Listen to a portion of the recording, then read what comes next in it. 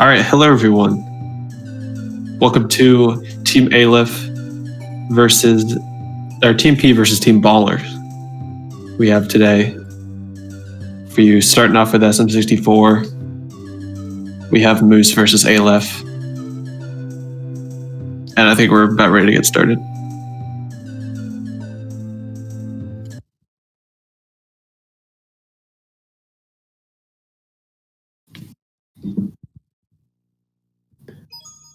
Looks like Aleph is playing on a virtual console, actually. Interesting. All right, and I think we are off right now.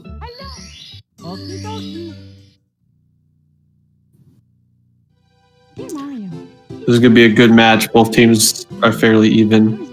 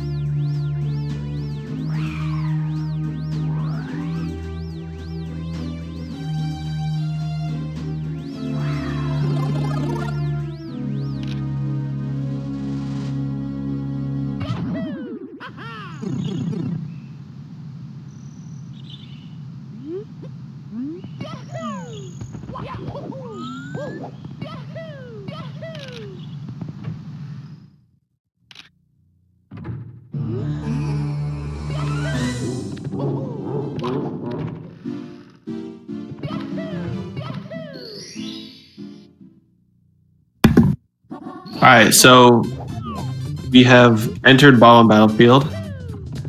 I just was taking a second to look up the two runners' PBs. It looks like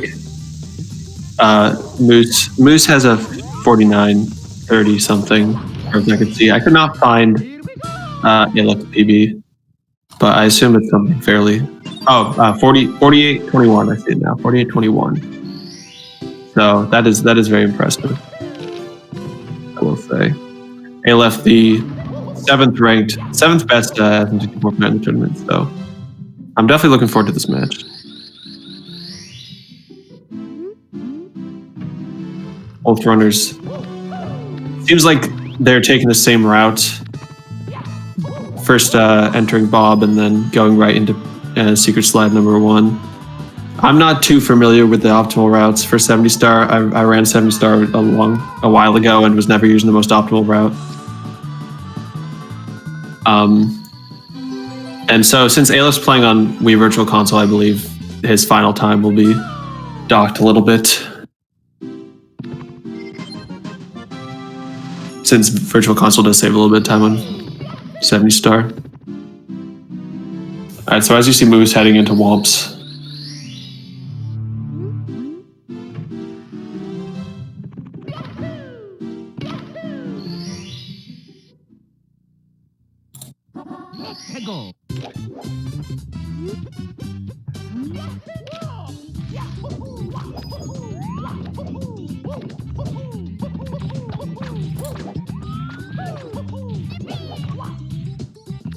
Moose with a clean Owless to start off this race. Very solid start. Aleph opting to start with Cannonless. Looks like. Oh, missed it. Aleph with the classic Cannonless miss to start off the race. And Moose going for texture setup. Gets Cannonless very cleanly. Moose is cooking right now.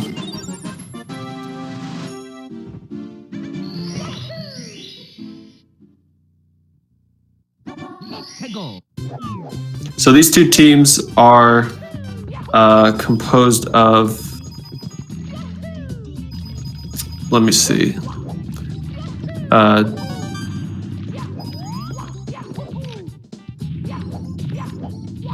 So on Team Aleph is looks like Drado, Aleph, and Mike.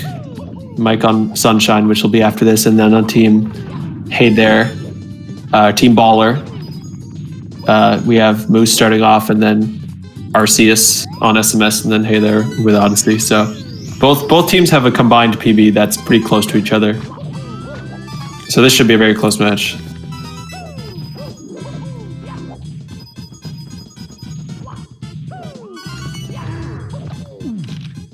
Moose bonking on the stairs. Going slow, but not a bad 100 coins. Aleph going for the side flip strat there. I like how that looks.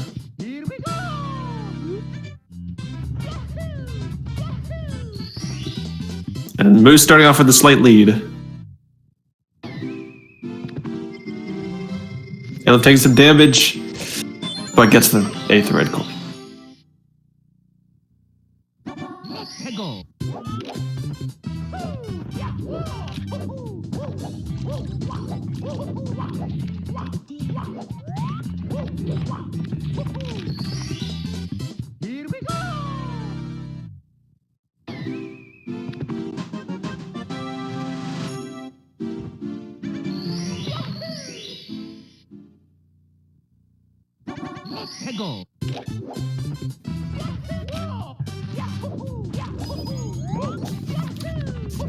Yeah, Womps is a pretty difficult start to the run, I gotta say.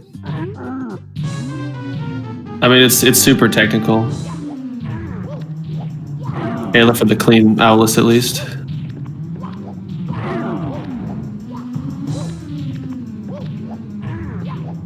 Moose getting stuck under Womps, but it has a good recovery. Getting stuck under the Womp.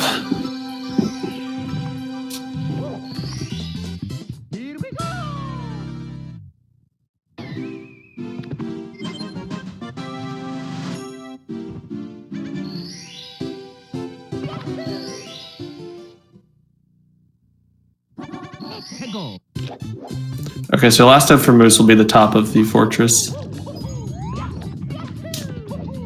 The Moose will be out of Womps, and I believe heading on to CCM.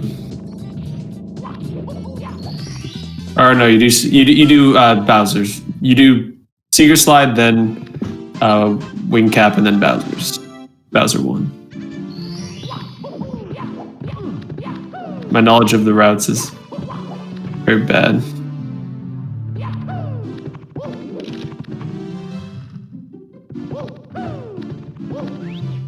Okay, so Aleph struggled a little bit in Womps, but not too far behind.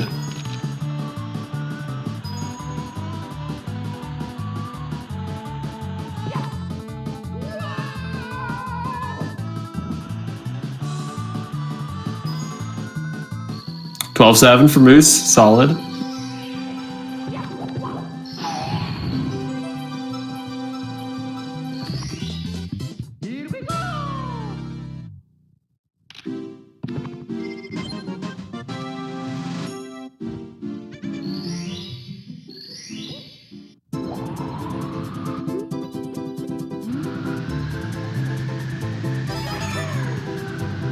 Aleph not even getting a 12.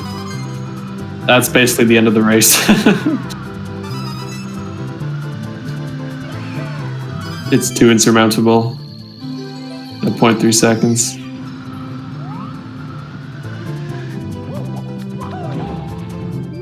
Moose missing the wing cap jump, man. I gotta say, a lot of flubs to start off for both runners, but the nerves do kick in, I gotta say, in the beginning.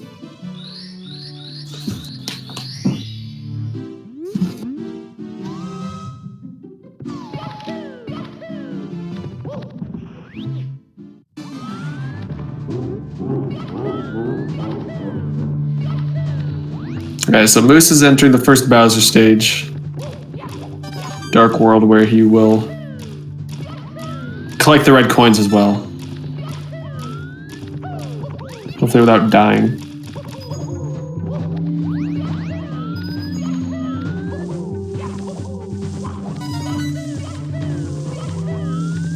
Aleph with some interesting movement on the block switch.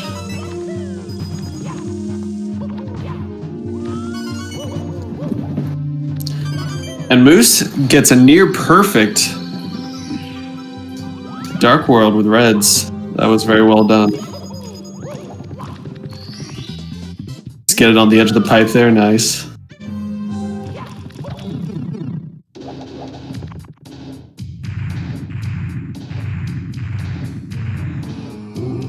Okay, left a little bit scary movement. But makes it to the last red coin. Oh, Moose! No, we missed the Bowser throw. Right after I said I guess it was near perfect because he missed the Bowser throw. That's classic.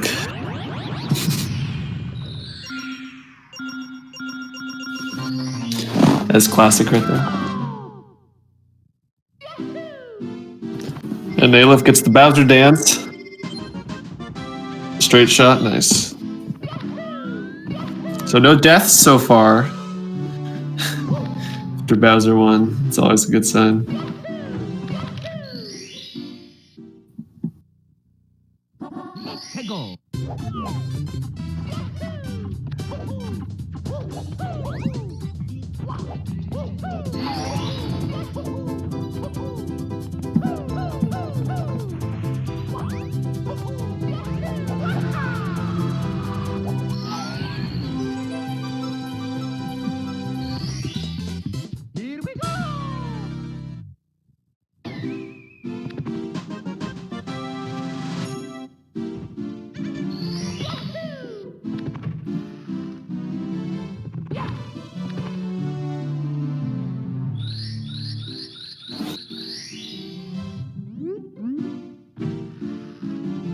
Yeah, so both runners just grabbed the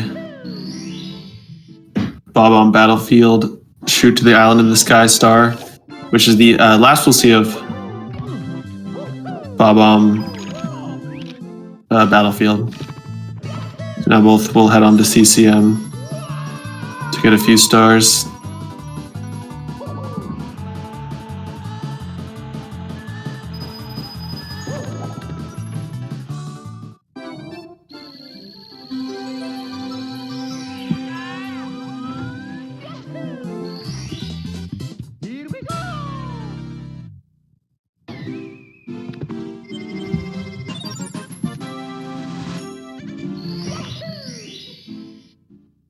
Aleph, that's the wrong way. The door's that way. Slide into the wrong way.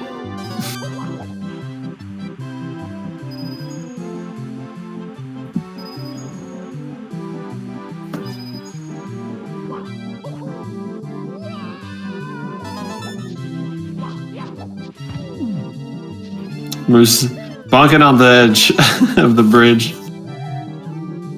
Luckily does not fall off. So the two are doing the star orders a bit differently, it looks like. Moose going for the red coins, or for the 100 coins, plus Penguin Race first.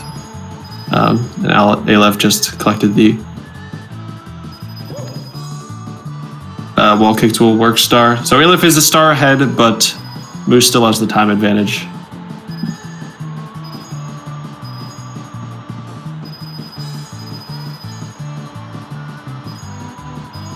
Since 100 coins does take a while.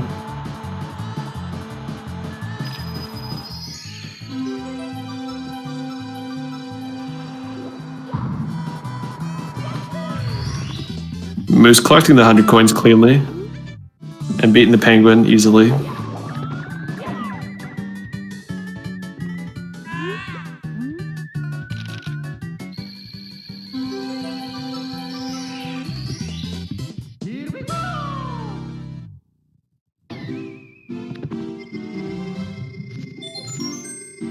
So Aleph does the blue coin route here.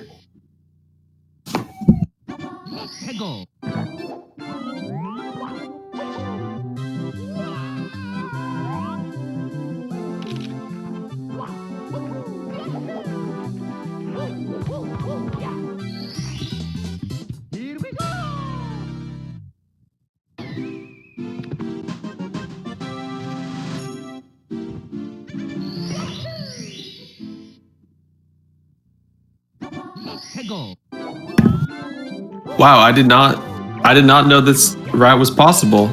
skip a lot of the path and get the blue coins. I don't know if that saves time. That's really flashy though. That is really, really flashy and cool. Unfortunately, flashy and cool don't save you time, but...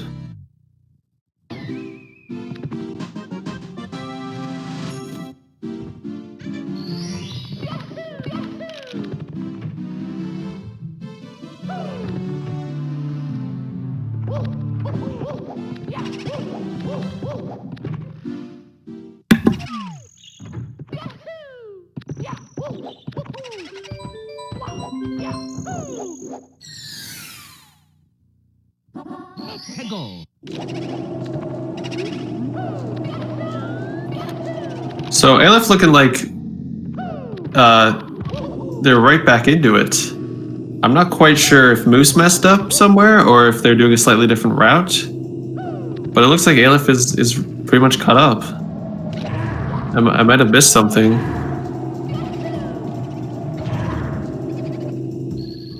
Aleph might have just gone a bit faster.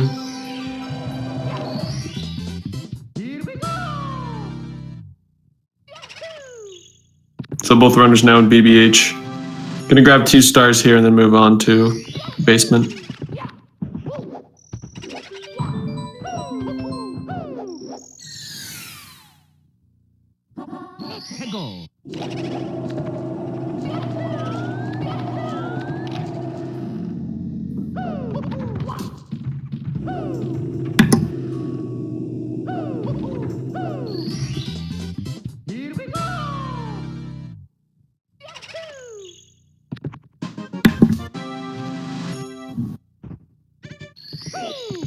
BBH, one of the easiest, other than the boo on the rooftop is a little bit tricky. Sometimes you bonk and fall off, but definitely a short level, not too hard. A nice break before the basement, which is a very difficult section in 120 star and still pretty tough in 70 as well. I think shifting Sandland is the hardest of the basement stars by far. Both runners getting MIPs here for a free star.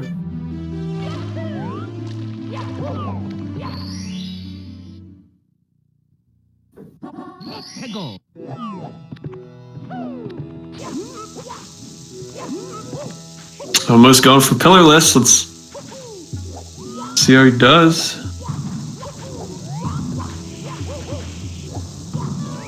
And perfect pillarless from Moose. Aleph throwing with a bomb. This with a beautiful pillarless right there. But Aleph got the bird backup, it looks like, so not too much of a time loss. Right there. Wow, Moose with a frame perfect swag jump on the sand. I have not seen that. That was so slick. Just showing off. Aleph loses the bomb but survives. The kicks save him. Wow, this is scary. Okay, Aleph barely avoiding dying with some sick backup strats right there.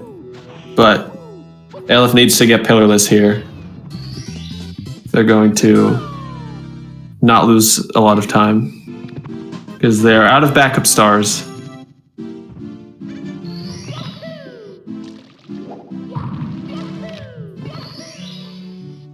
Looking good so far. Clutch pillarless from Aleph on the last attempt. Great stuff. Avoiding a huge time loss.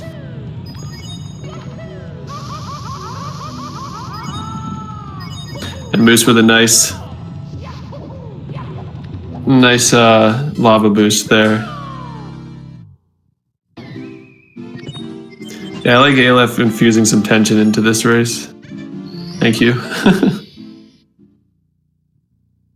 No, you did it on purpose.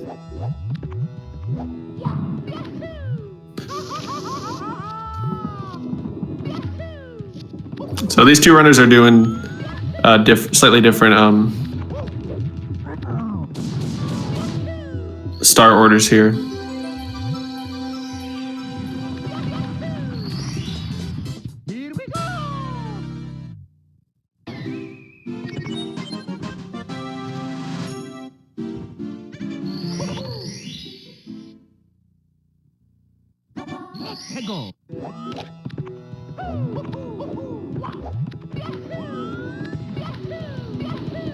So Moose going for the second volcano star right now.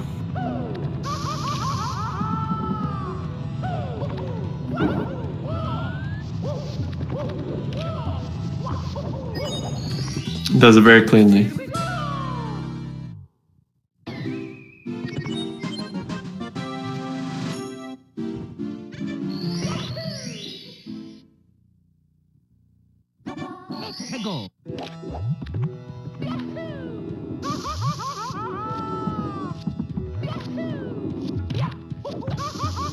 Oh, Moose with a bonk. Ooh. Can't miss this now. Oh, wow. Almost overshot that platform. That's what I was worried about. And he's getting bullied so hard. Moose is getting so bullied, but manages to avoid death. Very close right there.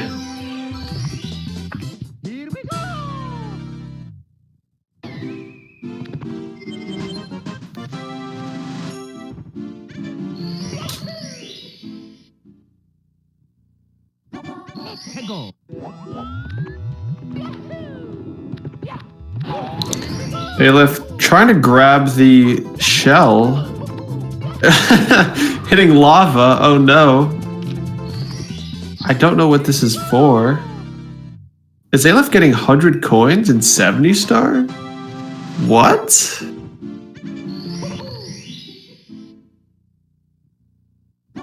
Either I'm not caught up or Aleph does a really weird route.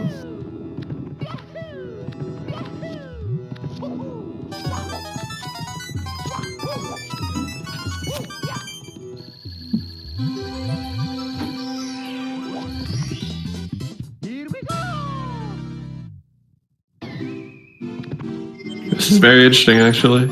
I've only ever seen this in 120.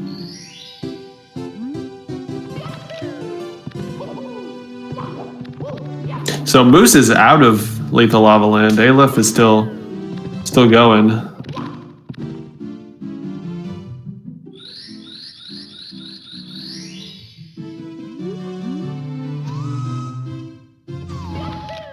But I guess the 100 coins start pretty cleanly.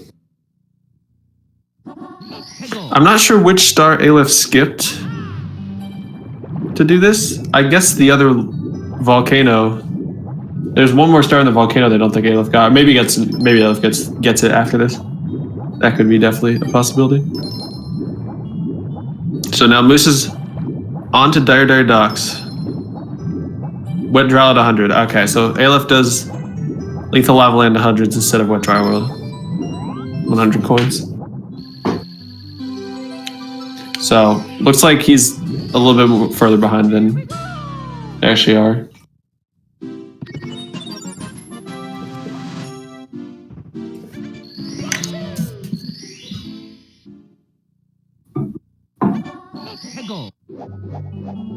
I definitely like to see that because Wet Dry 100s is cool, but Lethal Lava Land 100s is arguably cooler.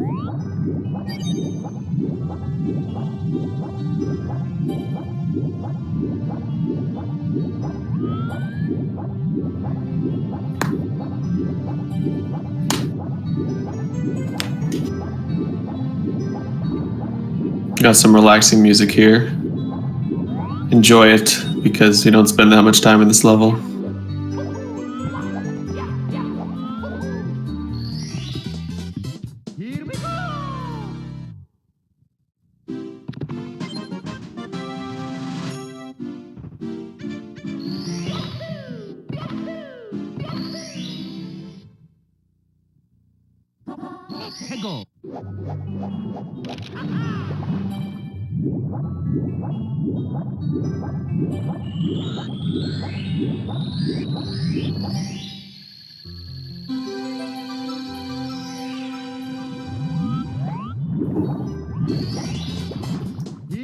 Moves with a clean dire docks now to unlock, which now unlocks the Fire Sea opening.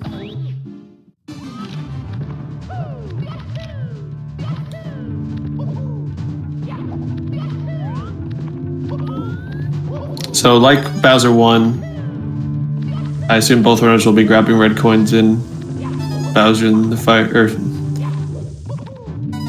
Fire Sea. Wait, that's the name, right? I think it is. That sounds weird to me. I don't know why.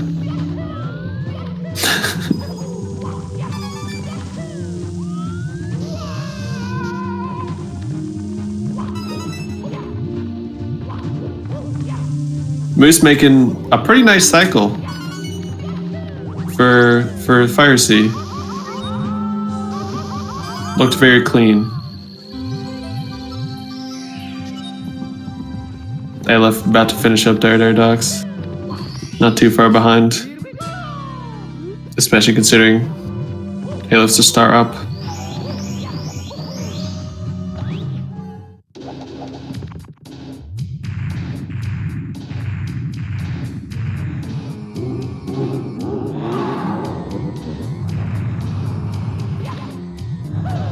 So now time for Aleph to show off skills in Fire Sea.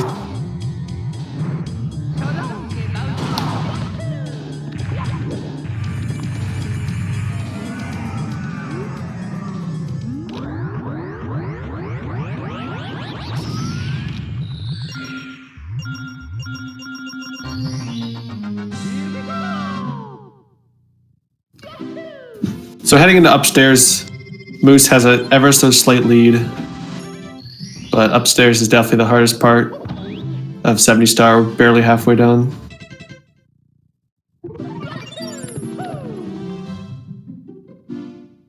Oh yeah, beautiful red coins from Aleph. Love to see both runners getting a good Fire Sea, as well as a good Dark Whirl earlier.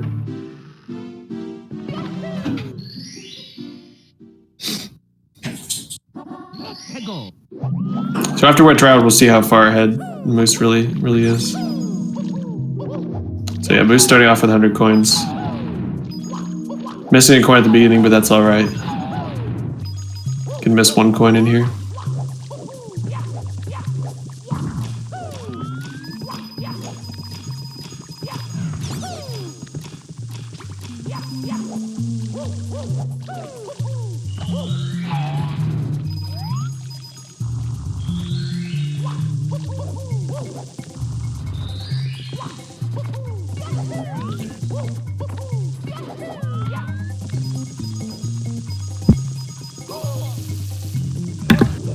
Moose getting shocked by the amp. The classic amp shock there that no one can seem to dodge. I think it might just be luck based which cycle the amp's on. So it's kind of hard to predict.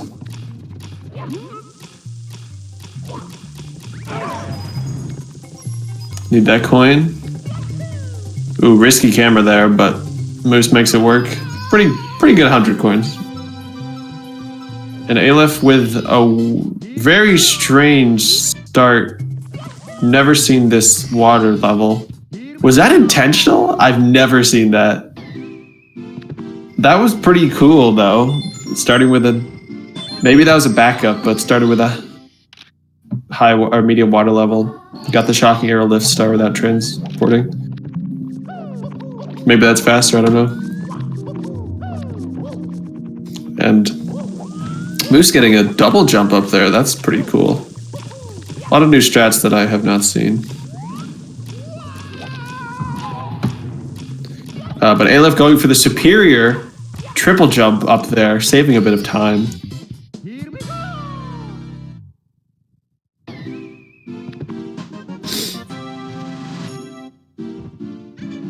That triple jump wall kick is very difficult.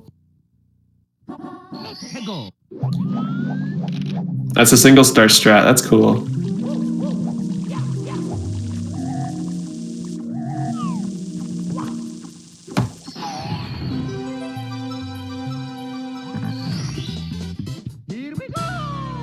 I do find it funny how different runners use like different star orders.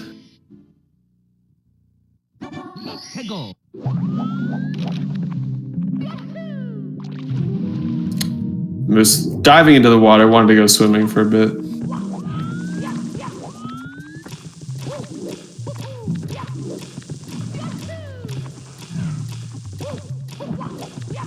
And since Moose is on Nintendo 64, it lags a lot. So Aleph skipped both the Secret Star and the 100 coin star and goes right to...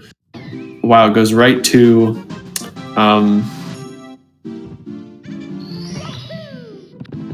Tiny Huge Island and does the Wiggler red coins. So interestingly, now Aleph is down a star compared to Moose. Has the seeming advantage right now, but is down a star. Because Aleph skipped both hundreds and Wet Dry World hundreds and secrets.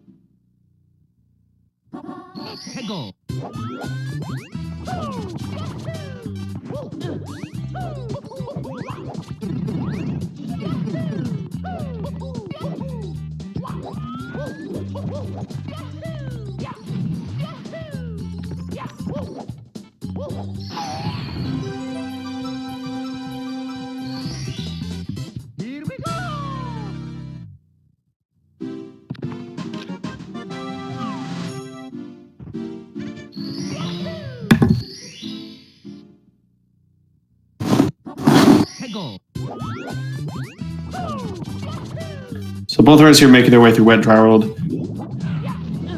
Moose going for another swim, it looks like. Or sorry, Tiny Huge Island.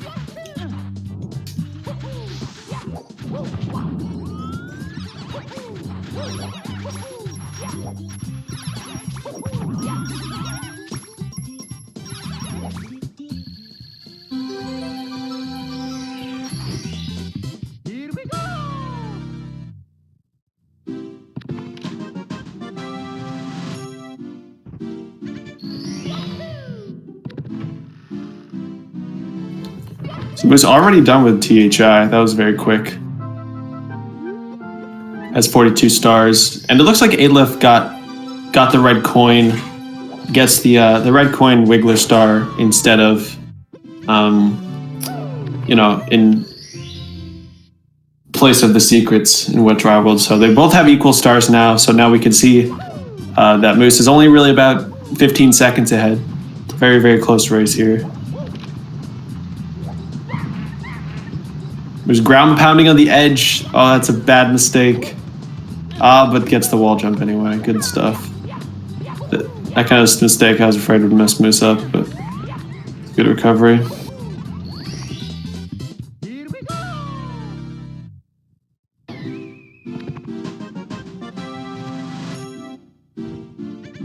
Wow, Aleph with I have not seen that wall kick angle. That's a really cool strat. I like that strat a lot.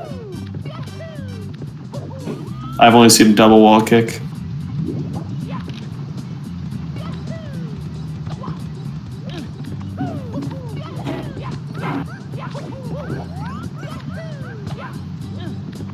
Or a single wall kick like Moose just did. So both runners getting log wall jump cleanly both times. It's very impressive.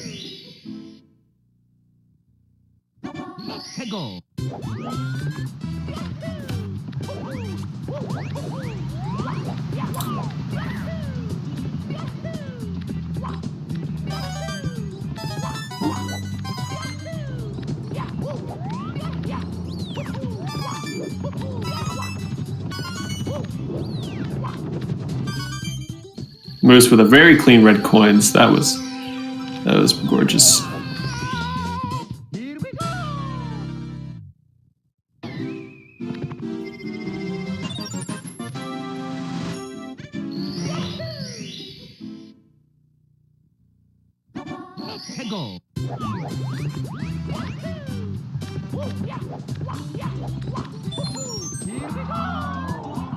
Moose not going for breezeless. Looks like. Which is not unexpected.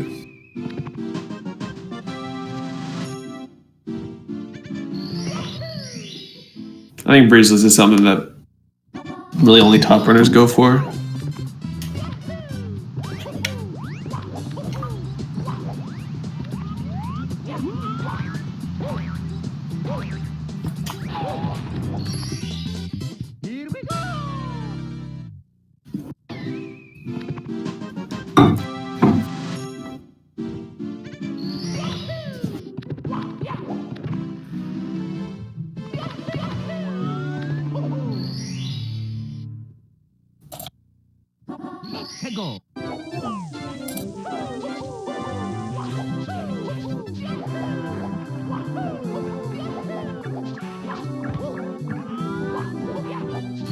So both runners moving on to Snowman's Land, starting off with a nice triple jump strat, and looks like they both nailed it. Aleph had a little bit of trouble getting to the star though, but eventually gets there. Snowman's Land is actually like one of my favorite stages.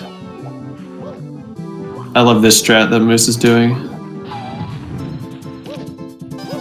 That triple jump into the slide looks really cool.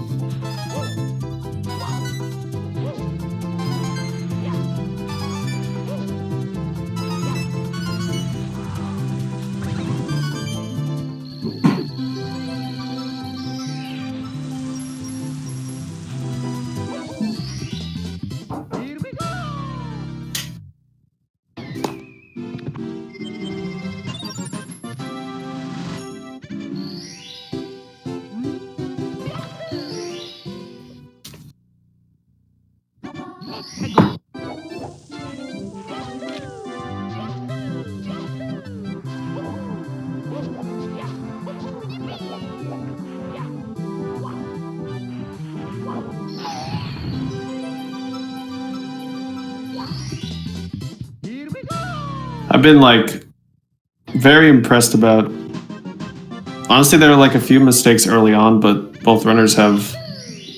Neither runner has died yet, and they both have played fairly cleanly. Tippy will be difficult, but so far, I haven't seen that many like major mistakes. I haven't really seen any major mistakes.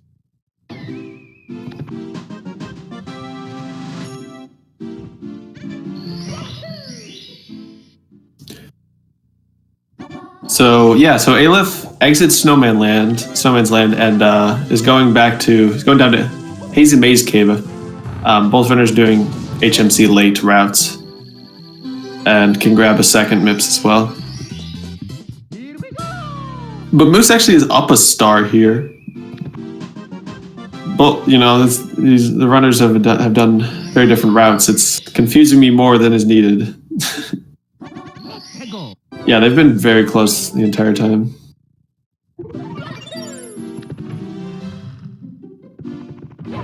So after Hazy Maze Cave will be Tippy.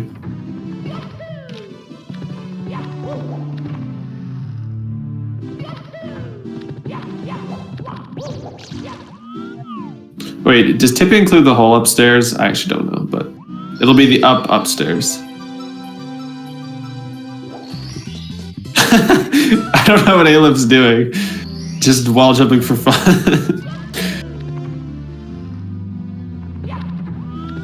But not too much of a time loss. Alright, Tippy's just the upstairs. Okay, I'm glad my knowledge is and Bowser in the Sky. Okay. My knowledge of the terms is fair.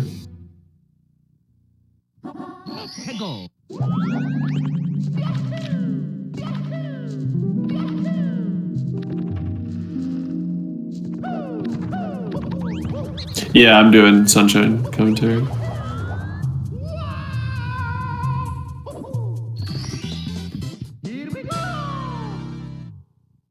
Okay, Aleph, that's how you do that triple jump.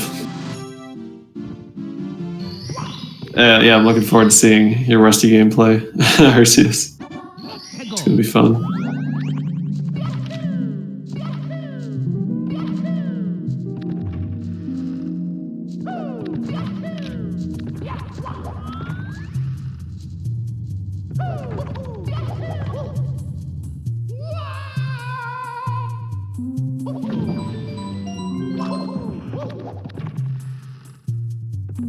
Aleph getting to watch for Rolling Rockstar in about 10A presses.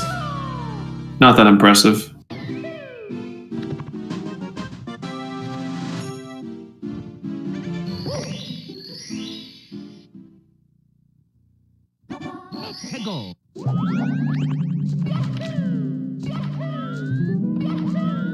So I think this is both runners' last star. Moose missing the triple jump, but it's okay. Back it up. Moose might have an extra star here, actually. You'll see Aleph re-enter, and I believe Aleph's going to exit. Yep. Now time for Rainbow Ride.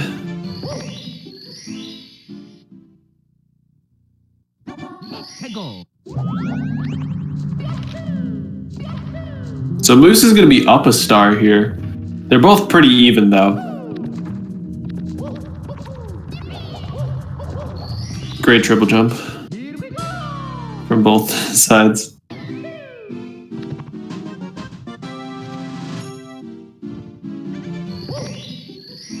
So Aleph entering Rainbow Ride, sorry, not Road. I got Mario Kart on my mind. One of the hardest stages in the game, and missed Lactu bounce once. Did not die though, so didn't lose too much time. Grab the red coins.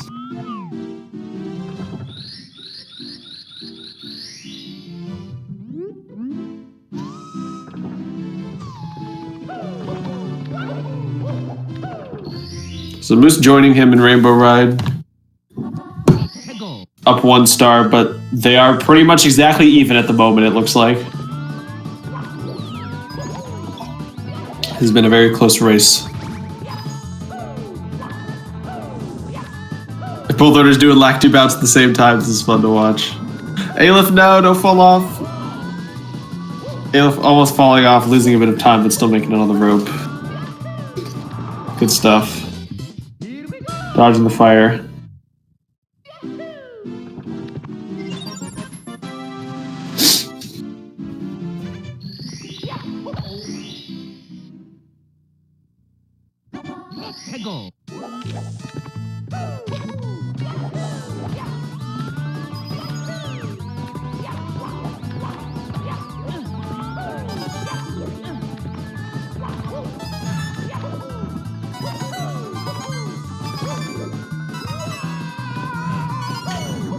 Aleph navigating the tricky triangles very well. Whereas Moose grabs the red coin star. So far, no deaths. Rainbow Ride, though I'm... You know, it's you can die at any time, pretty much.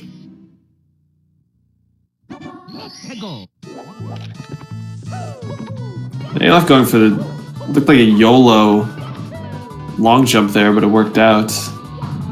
That was pretty cool looking. Didn't even adjust the camera.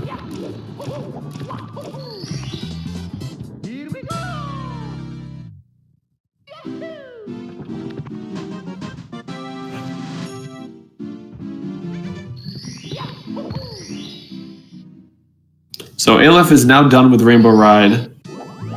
I'm guessing Aleph's going to go for TTC hundreds, and Moose isn't. Is my guess.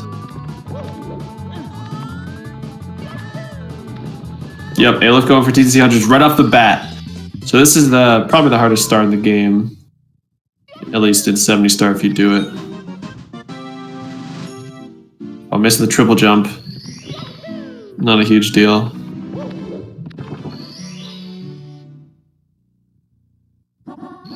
Dodge the amp.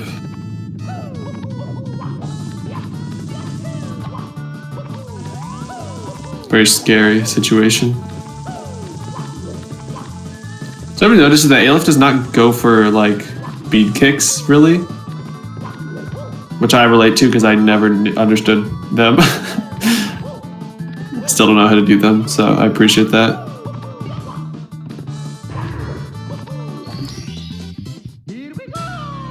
Maybe I just don't notice it, but a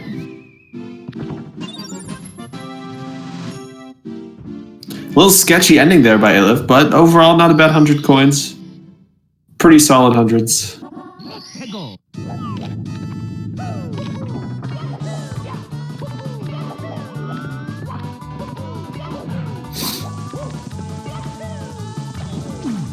Moose bonking, but not bonking off the platform. Man, that was scary. Having trouble wall kicking up though. Finally makes to the star. I thought it was a bit scary.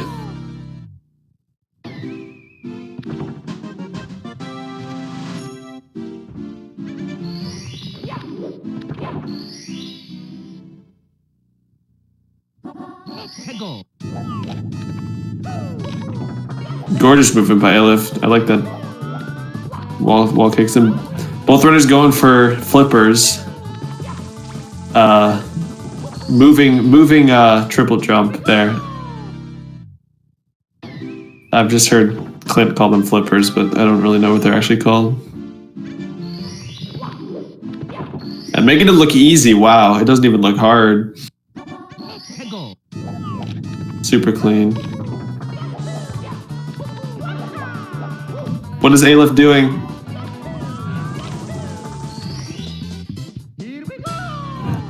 Okay, so I don't think Aleph meant to do that. I think Aleph was about to get one of the stars and realized, oh, I already got this, so tried to back it up. Because I don't think that's the optimal movement for that star. Well, both runners at 70 or 67 stars. This is so close. I love this.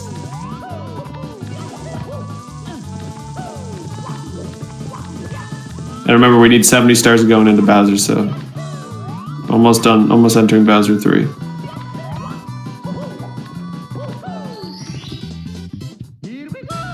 Yeah, that was a pretty cool backup, I gotta say.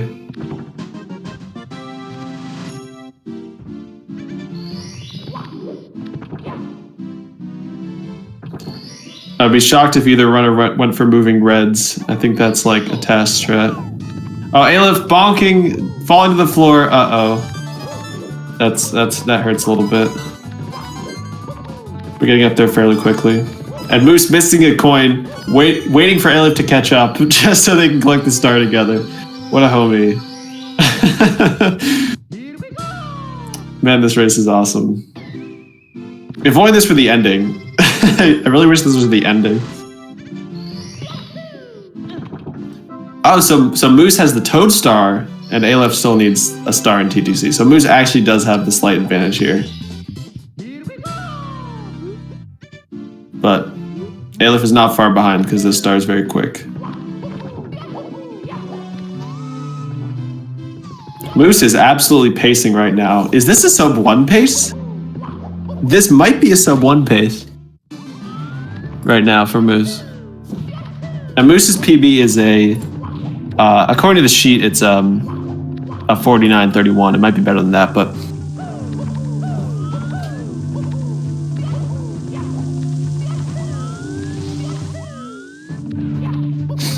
and remember that Aleph plays on Wii VC, so Aleph will have to be deducted the time will have to be added. I think maybe like 30 seconds or something. Moose, what are you doing? Oh my gosh, Moose is choking the sub 1 right at the end. Just jumping down to the bottom. Oh no. No deduction for VC? Oh, okay. And Aleph taking the slight lead, Moose sliding off. No.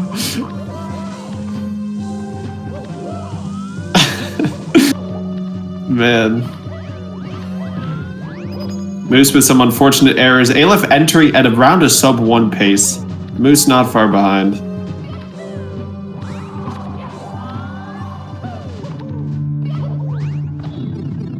See if Aleph can get some good throws.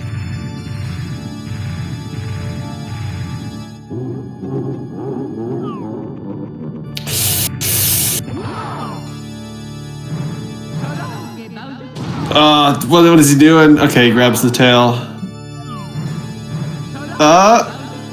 Wow, barely hits that. Insane throws from Aleph. I could not believe that hit. That was incredibly lucky. My god. So Aleph with the low 50 and Moose right behind, actually.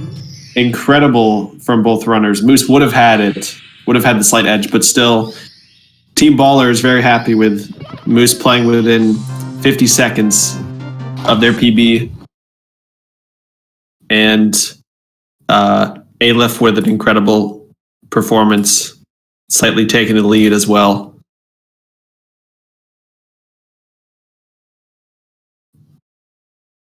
So SM64 is finished in very, very speedy time. Very impressive. Now we move on to SMS with Arceus and Urinal Mike, and I will stay on comms. This is the game I know better anyway.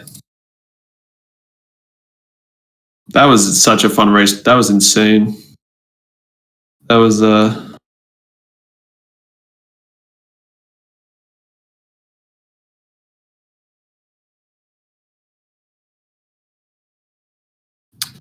very, very fun to watch.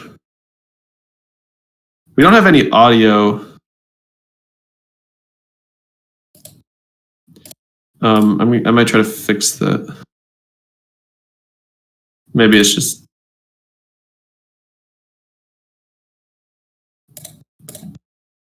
I'm not going to do anything. I just don't hear audio, but that might be on my end.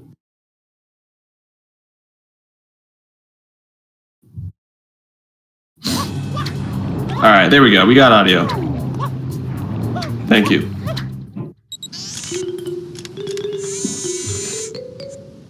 Power up complete.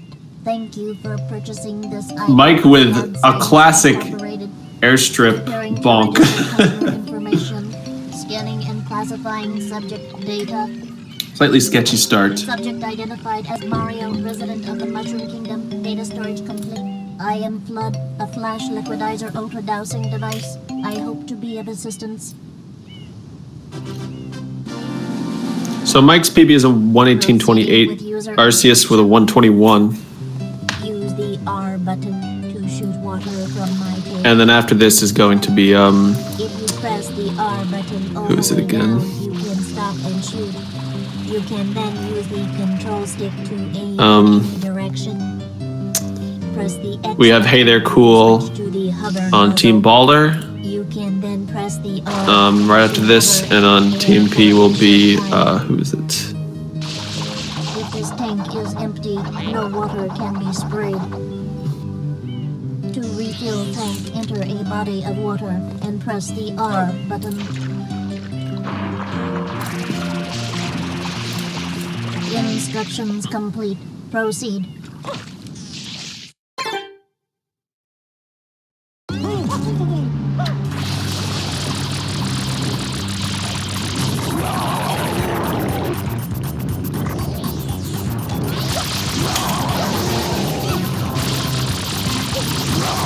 All right, Dr. Sato. Or hold on, let me make sure I'm reading that right. Yes, Dr. Sato after this.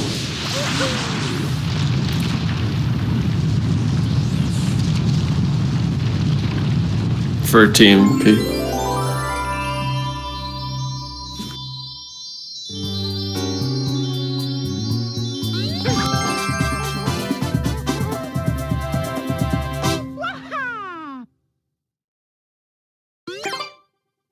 Nice work, Mario. Quite an unusual device. Is it some sort of pump? I am Flood. Glad to meet you. Oh, Doge is playing anyway. Okay, thank you.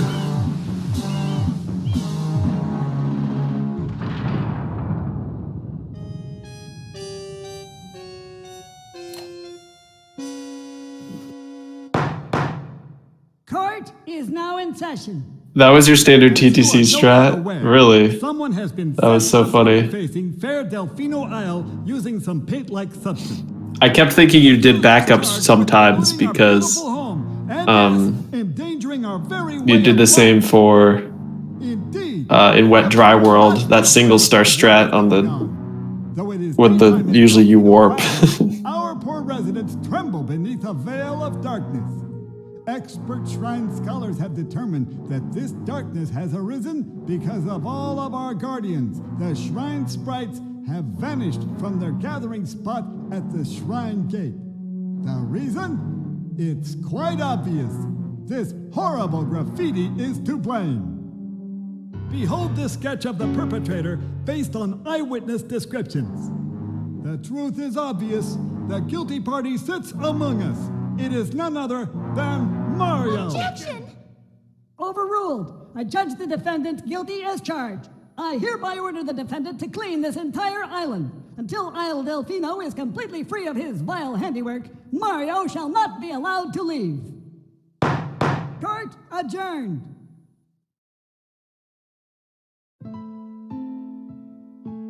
This appears to be quite a predicament, Mario. Data analysis verifies that the island's inhabitants are indeed troubled by pollution, but the pollution itself is not the main problem. Mario, you witnessed this object at the airstrip, correct? It is a shine sprite. Shine sprites are the source of power on Isle Delfino. They used to gather in great numbers at the Shine Gate, but the graffiti incident has polluted the island and most of the shine sprites have fled. There is no longer any power to support the peaceful lifestyle of the islanders. It is most pitiable. The only way to ensure the return of the shine sprites is to keep the island from becoming any dirtier. The perpetrator is likely at work even as we speak. And you, Mario, are being treated as a criminal. Tomorrow we must do our best to resolve this situation. Go straight that way. You can't miss the mesh now. Your first job's to get rid of all that ugliness. And remember, we'll be watching you, pal. We'll know if you start slacking off. Alright, so cutscenes are over. Now we can finally get into gameplay.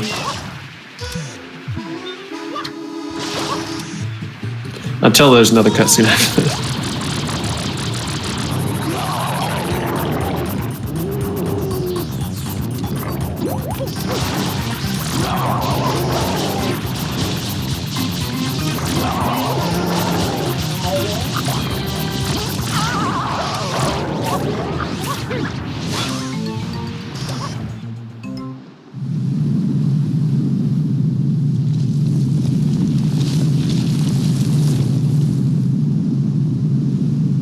Princess, look!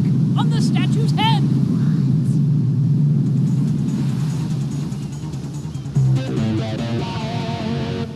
Mario?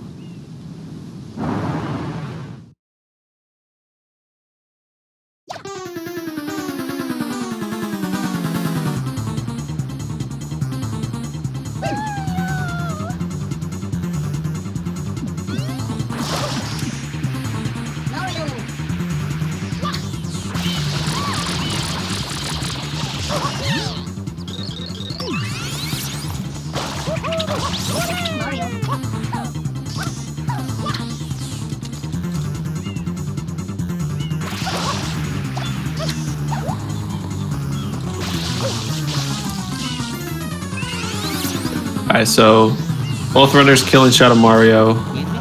About to enter Bianco Hills. Mario Sunshine. Oh, Mike with a great early M right there, saving some time. SMS starts off a lot slower than Mario 64.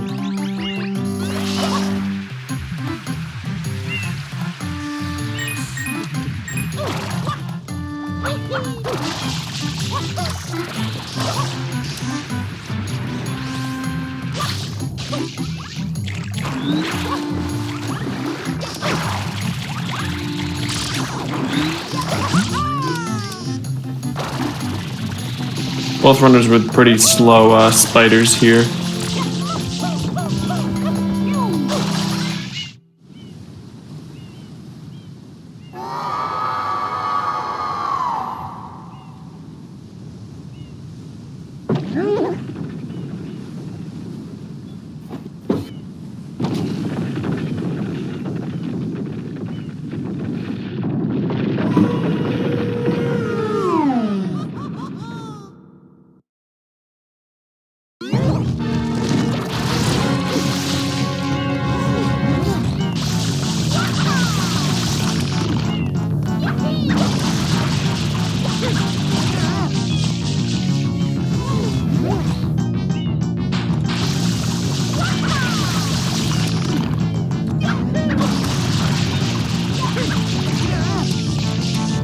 So although Arceus has like a 121 and is about like 3 minutes behind Mike in terms of PBs, I gotta say I think Arceus goes for a lot of like good strats. So I think their strats should be pretty similar, honestly. I wouldn't be surprised if most of their gameplay looks similar.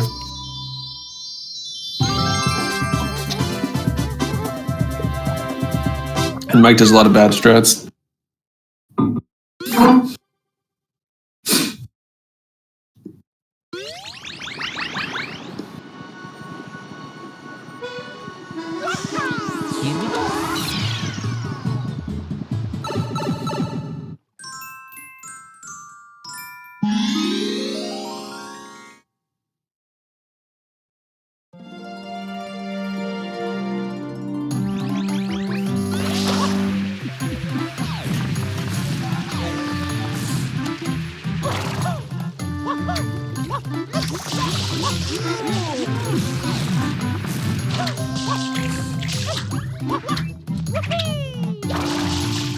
Arceus going for the spin jump here. As I said, that spin jump is very tough.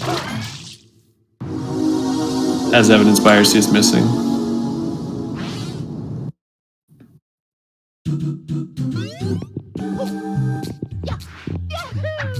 Arceus failing the triple jump and dying on Bianca 3. Oh, that is painful. That is extremely painful.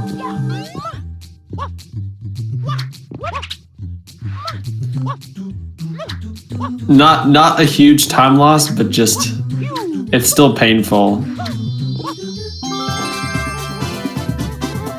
But you know, it's a pretty much as quick as possible of a death you can have in this game, so only like 10 seconds lost. But also very funny how he just kind of spun to his death. It was kind of funny. But of course, not what Arceus wanted. So Mike takes a slight lead. Going to unlock the Rico Harbor floated piranha.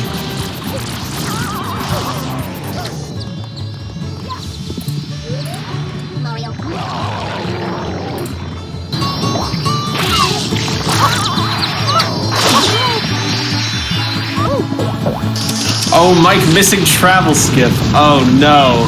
Both runners. Oh, and RC is missing travel skip, I think. Oh man. Wow. What a crazy.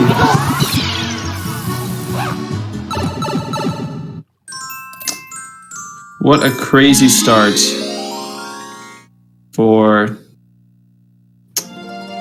both runners.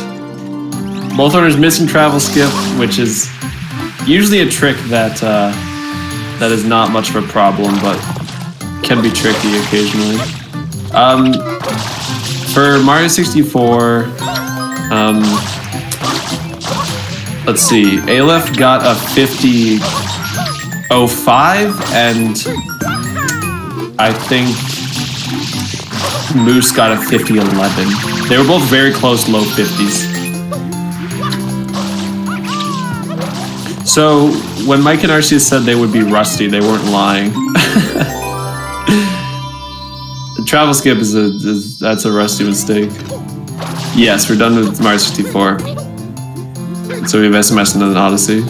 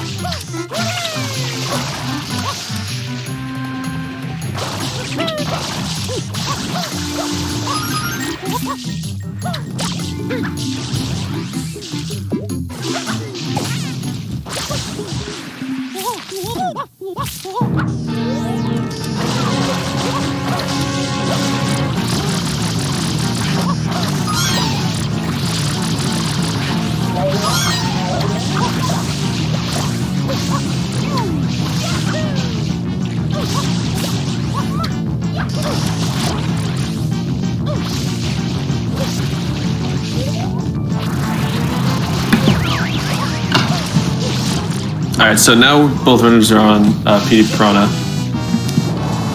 Bianco 5, you get to see the kind of RNG we get. Whichever pattern PD takes can definitely affect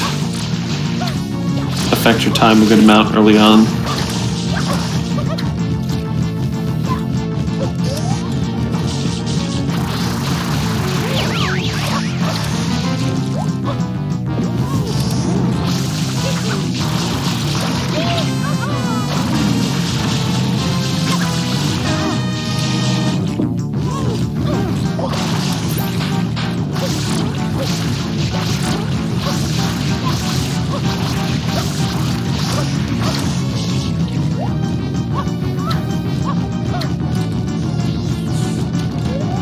So, Mike looking like gets a decent pattern. Arceus is... oh, no, never mind.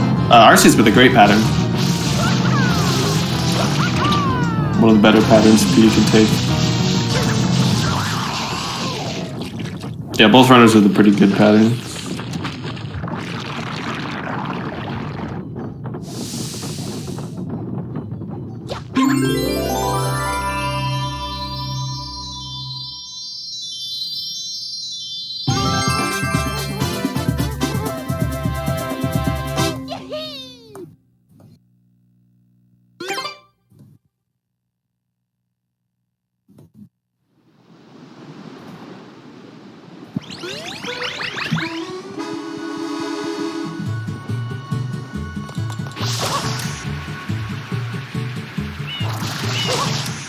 So, both runners done with Bianco for now. Moving on to Gelato.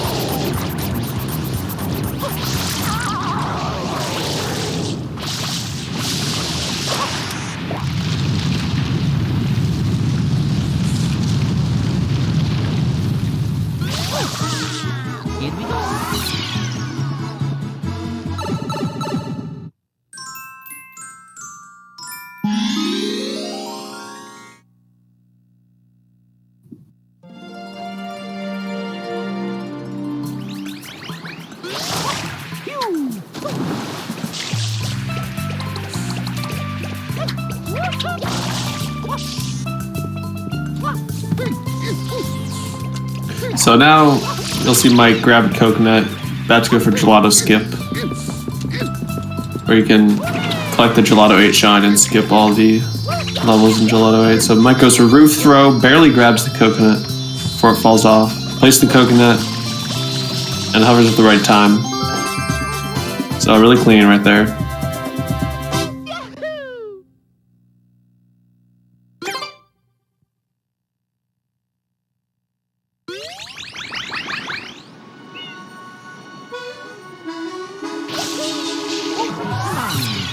Arceus opting for backflip setup, or not back setup, but doing a backflip there, and also with a clean Gelato Skip. So both runners getting first try.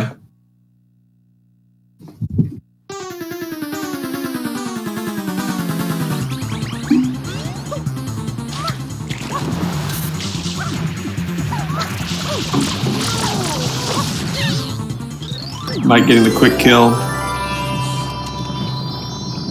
on the Gelato Shroud Mario.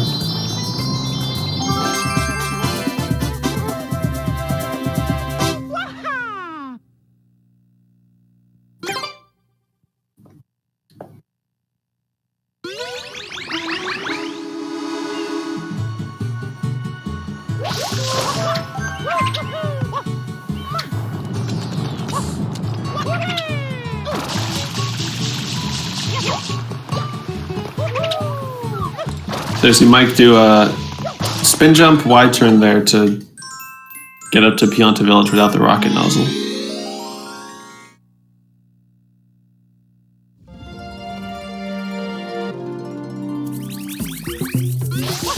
Arceus is well making his way up.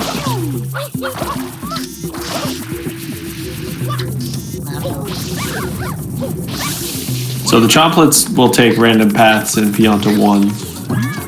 The paths they take don't lose or gain that much time, but they can make it a little bit tougher to handle them.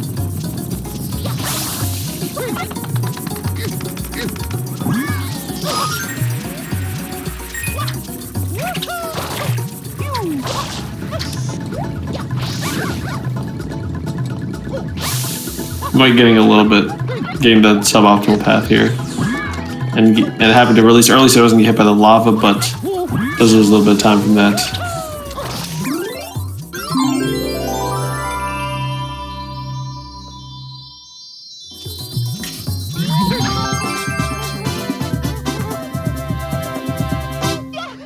Arceus with a good RNG, pretty clean Chomplets.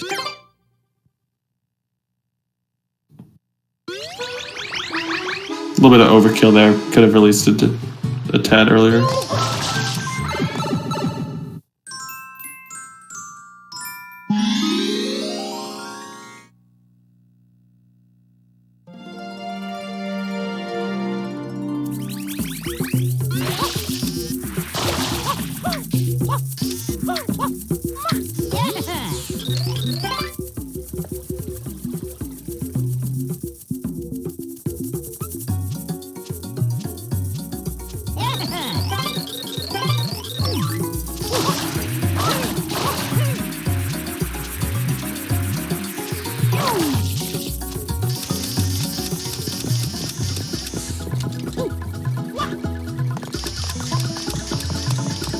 Infinite, you're famous.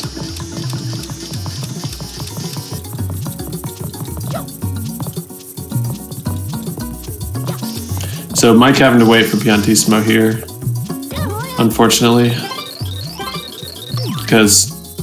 Unfortunately for waiting, because can't speed up Piantissimo at all.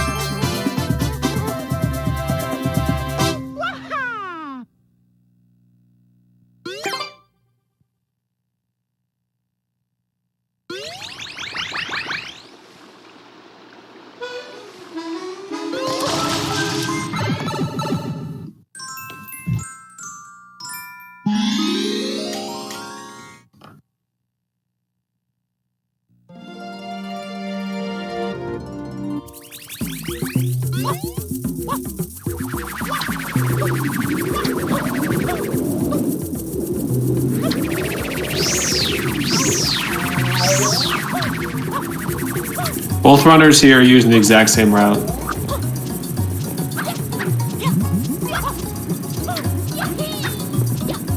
It's a very close race. Mike having a little bit of trouble with Pianta 3, but made it through. I honestly thought he was going to die. Mario 64 race was only like 6 seconds apart. It was extremely close.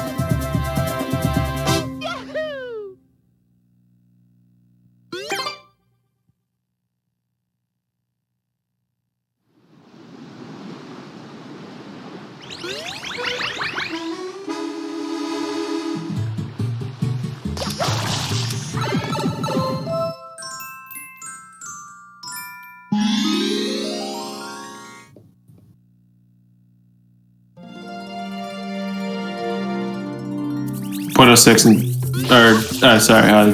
06 and 13. Okay, 7 seconds off.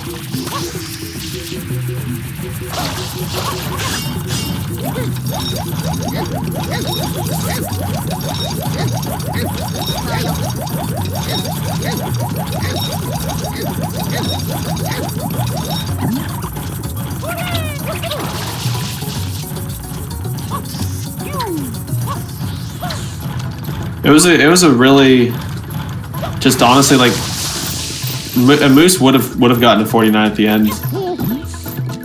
For Moose, it was like both runners is mostly mistake free.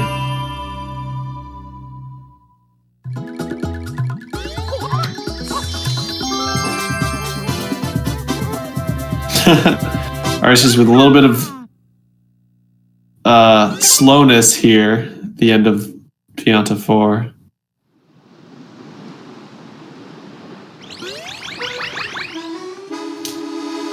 What games are in this tournament? Well, we have Mario 64, Mario Sunshine, which we're doing right now, and then Mario Odyssey. Last game.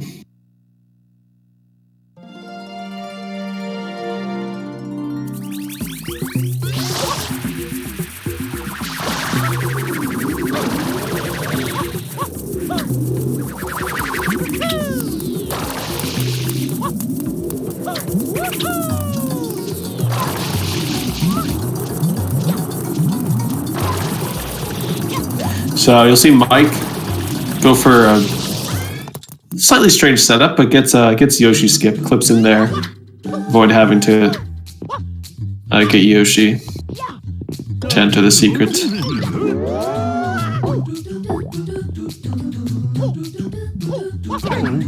So in this secret, there's a little bit of RNG, can determine if you save 25 seconds or not, depending on the cycle of the last guy.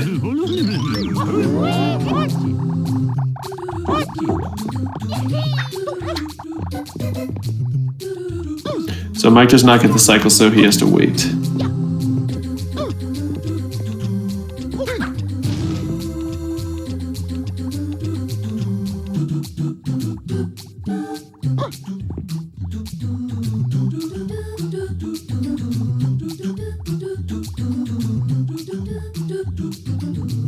I don't think this angle will work. Oh, it did. Okay, never mind. So neither runner. Mike struggled at the end. Neither runner getting a Ramel cycle there, unfortunately.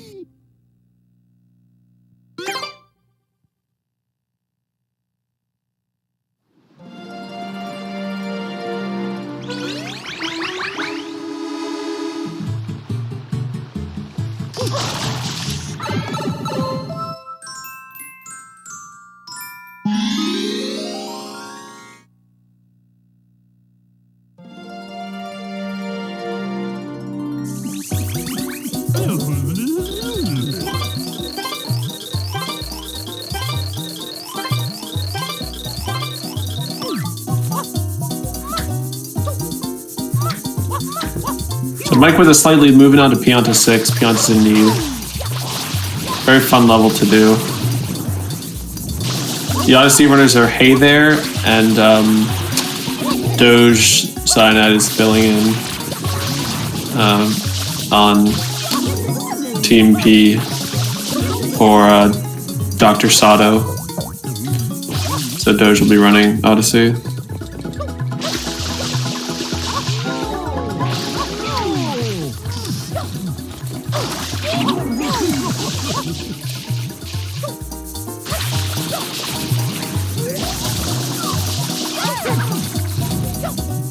I don't know what Mike was thinking with that side flip. That was way too early. Oh, and he missed it again.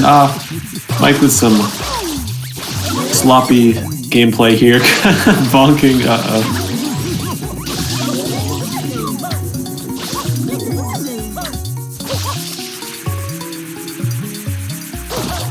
That was a very funny Pianta 6 from Mike. Arceus also struggling. This level is giving both runners a hard time.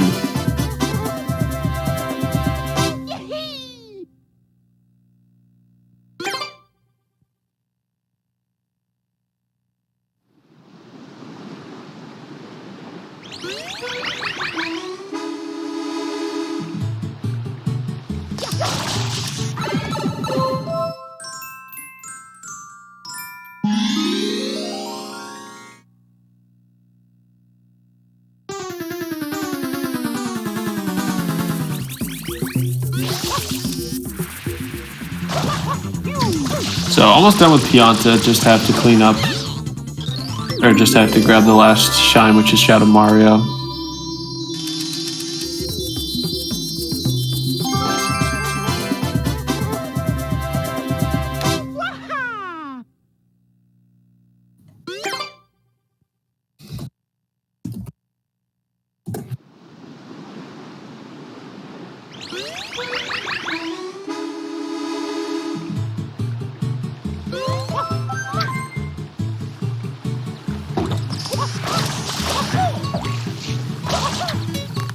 And Mike opting to not go for honey skip. Wow.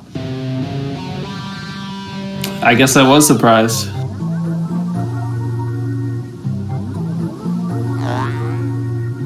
Mike wasn't confident enough, apparently.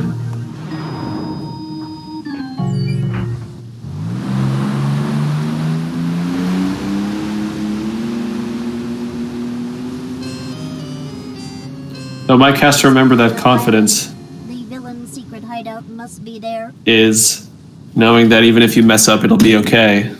Not knowing that you won't mess up. Arceus getting it. Saving a bit of time, but Mike's still with a fair lead here. But still a very close race.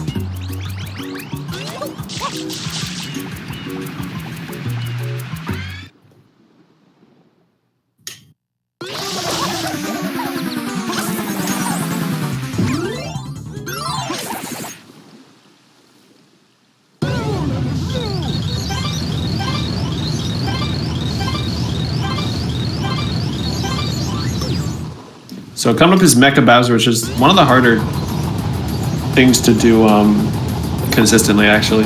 Harder parts. Makes Pit 1 a very tough level.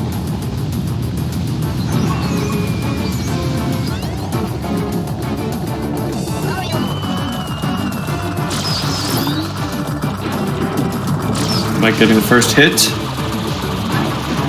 And the second. Weird spot to hit to do the third one.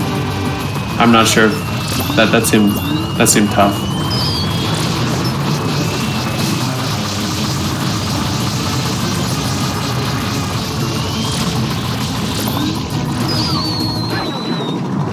Both runners having to wait until after the turnaround. I think Arceus only got 2 hits. No, Arceus got 3. Okay. Both runners with a fairly decent mecha. No one really choked, luckily.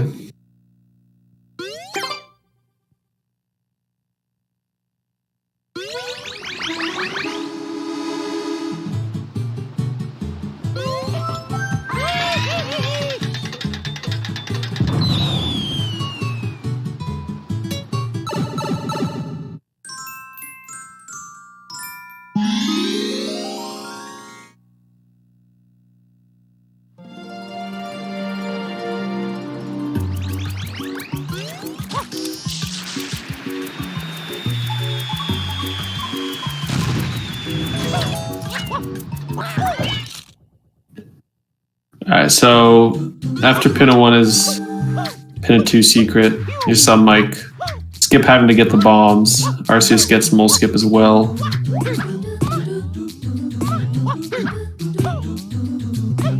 Doesn't matter how fast you go in the first part of the secret, because you always have to wait for the second cycle.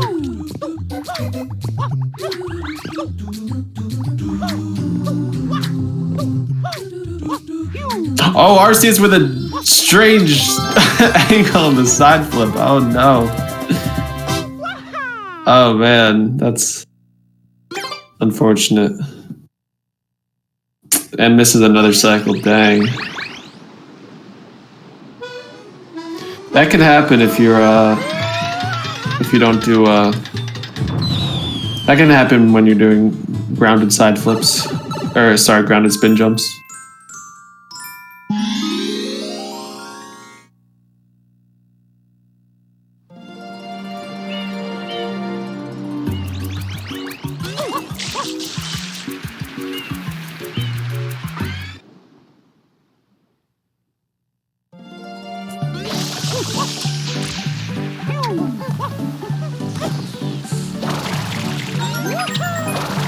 Mike made his way to Pin 3. Grabbing the red coins to the boat. Gets onto that boat pretty cleanly.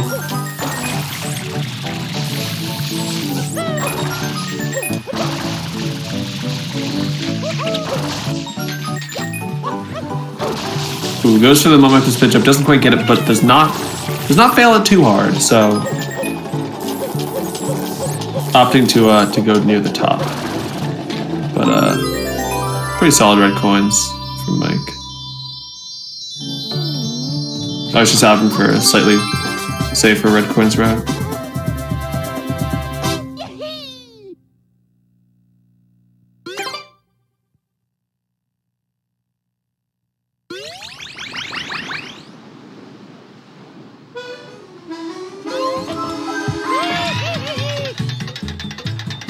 Doesn't lose that much time.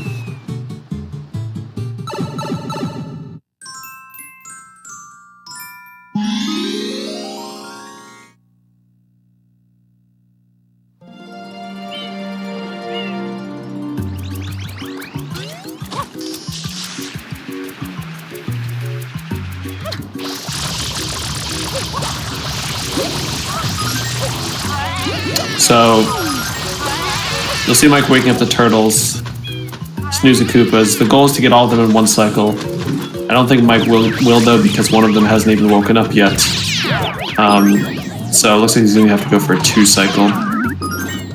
It's a little bit unfortunate.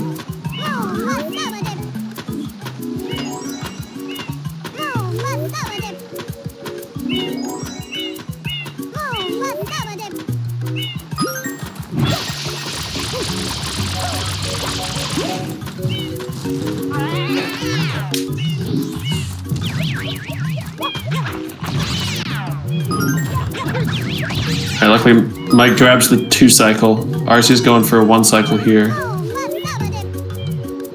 Was a decent setup, but he let that guy get a little bit too far away and did not lure him correctly.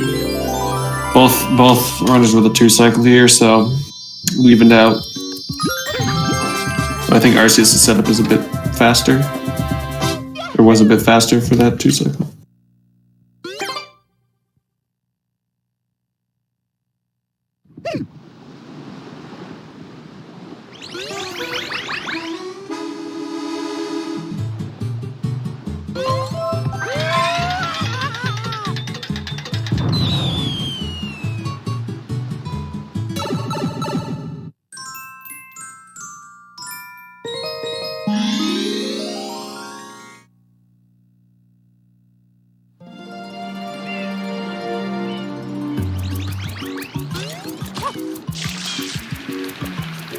So here comes one of the harder shines in the game, one of the harder tricks. It's called early Yoshi go round. So here, instead of entering into pin of 6, the runners will go into either pin of 3 or 5. So the goal here is to enter the loading zone for pin of 6. So yeah, enter the loading zone for pin of 6, which is still available here. And then enter the secret. So this will skip having to do pin of 5.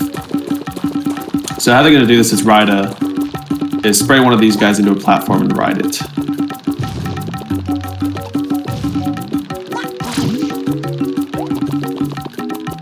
Mike with looking good so far with his setup.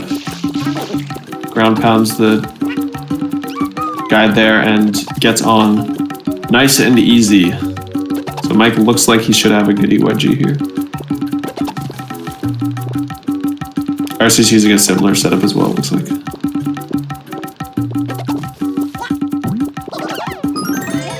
Having to wait for the guy. But good ground pound from both and pretty good EYGs from both right into the secret level here.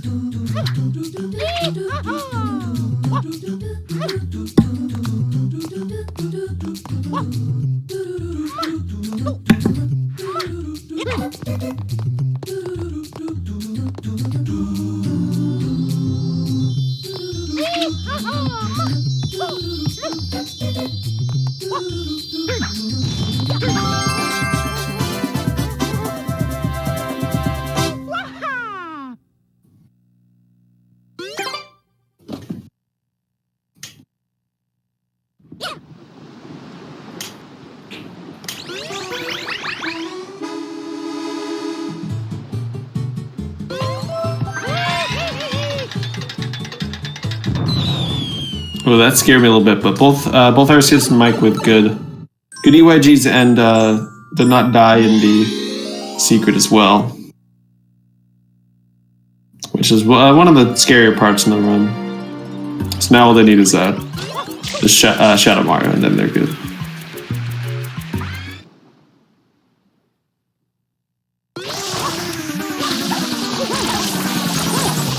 Mike having a little bit of trouble here. Misses the quick kill, but actually recovers it fairly well, so didn't lose much time.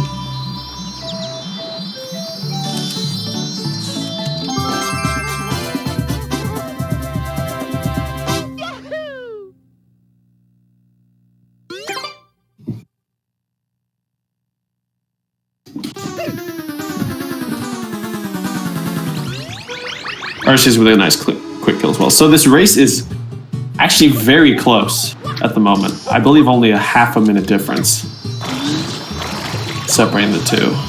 About a 30-second difference, which could all change, very quickly. Very hard levels coming up. Rico's not too hard usually, but after Rico is the hard part of the run.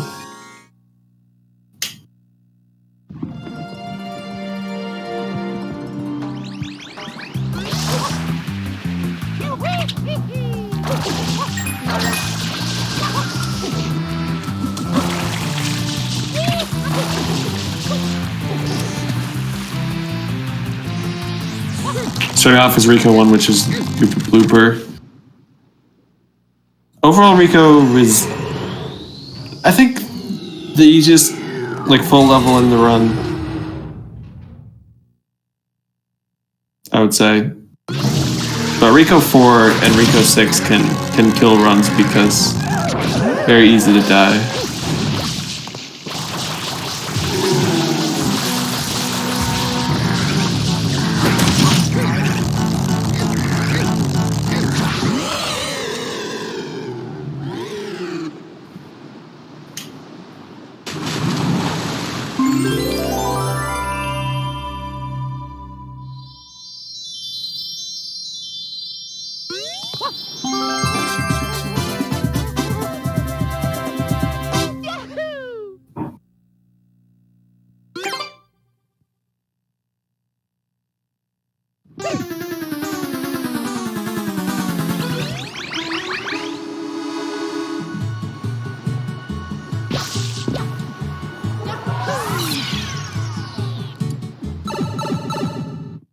You can pull the blooper's nose off right away with if you spray him with proper timing, you don't have to pull off all his tentacles. It just saves a lot of time.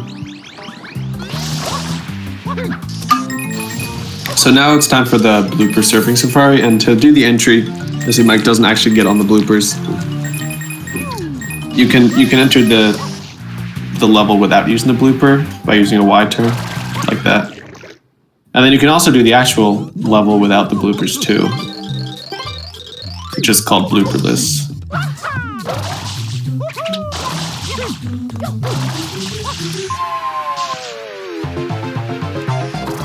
So as long as Mike hits the proper checkpoints, one that he just hit right there, then the game will think he was on the blooper, and we'll let him get the shine. Another checkpoint right there.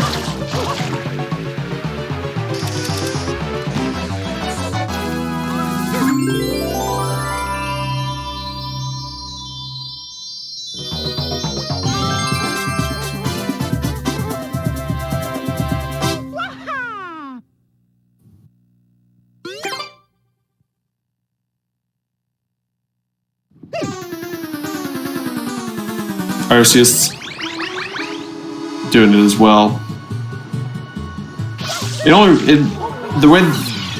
The way both runners did it, they didn't save. I don't think they saved time doing it, but it's hard to lose a lot of time unless you miss the checkpoints.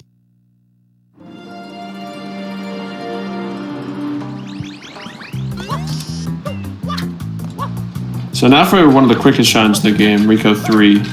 There's a really easy trick you can do to get underneath the shine gate here. Yeah, if you're 21 if you get 21 with the blooperless, I think you break even.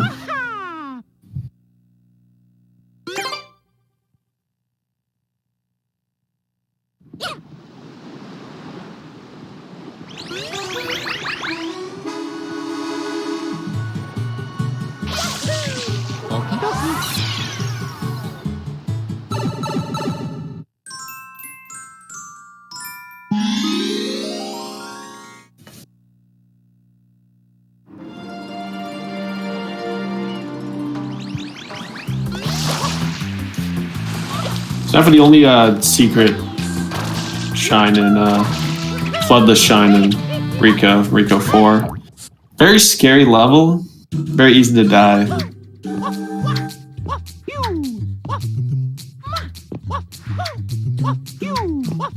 This is one of the harder secrets.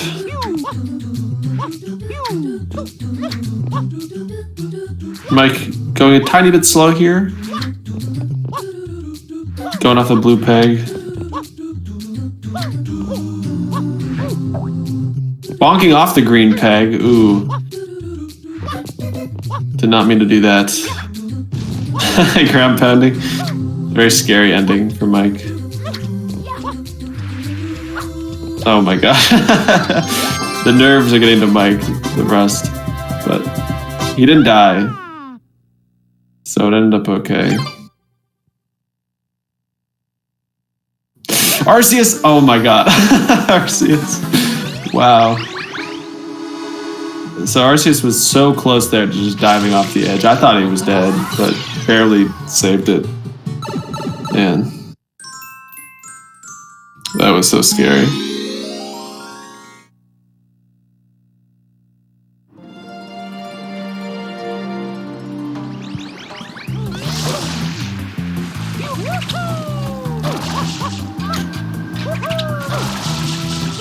So now we fight Gooper Blooper again for some reason. Rico 5.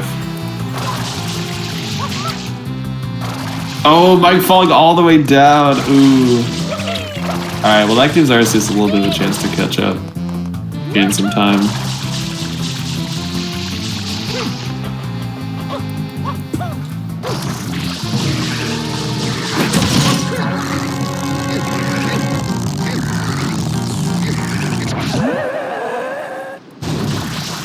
Arceus not falling down, therefore saving 15 seconds.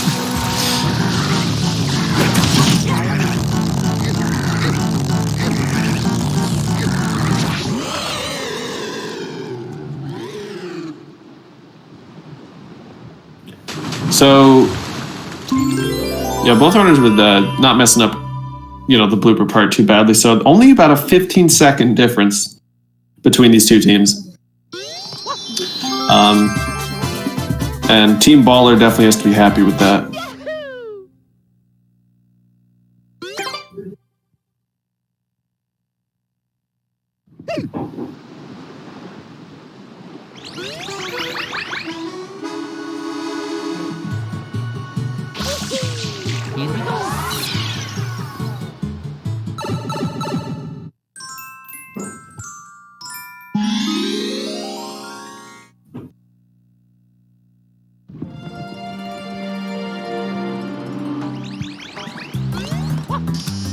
So, last normal shine is Rico 6, which is red coins on the water. This can be a very scary shine. A death here is about a minute time loss, because it takes you all the way back to the title screen. So Mike's using the optimal route here, which grabs the coins in counterclockwise order. Arceus going for a slightly slower but safer route, which goes clockwise.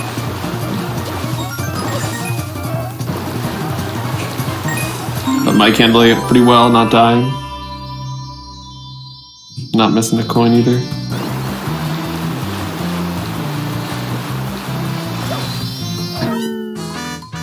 Oh my gosh, I looked away and Mike died.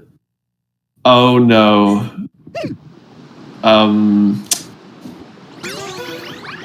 Wow. Mike. No. Mike, hold up. What happened? What was he doing? He jumped into the umbrella. I just watched it. I just rewinded. I have no idea. That was a throw. Mike threw right there. Like, he like aimed right for the umbrella, man. That is super unfortunate.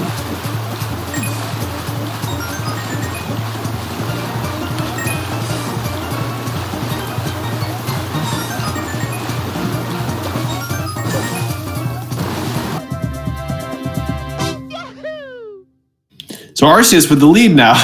All of a sudden, takes a 1 minute lead. Oh, Mike jumping off the umbrella there.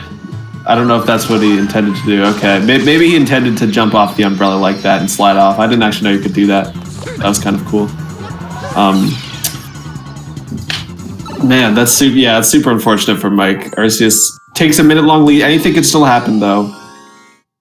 Mike still has plenty of time to catch up.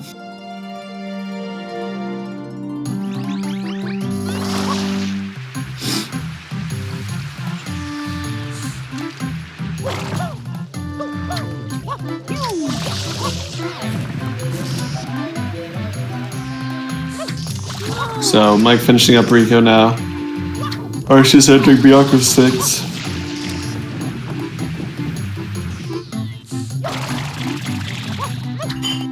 Another hard secret. So Team Baller taking a decisive lead right now. But Arceus is going to do his best to let Mike catch up, it looks like. Good guy Arceus. He is that's like a homie stock right there. Luckily a quick death though. And gets the momentum spin jump perfectly, so not much time lost from Arceus. Slight mess up. Just like Arceus and Bianco secrets is not good this run. He died in the Bianco 3 secret earlier as well. And right at the beginning of Bianco 6. Very unfortunate. Oh my gosh, Arceus. No. Oh my god, right at the end. Bianco shines are not good to Arceus today. Well, Mike is basically caught right back up now. Man, this race is crazy.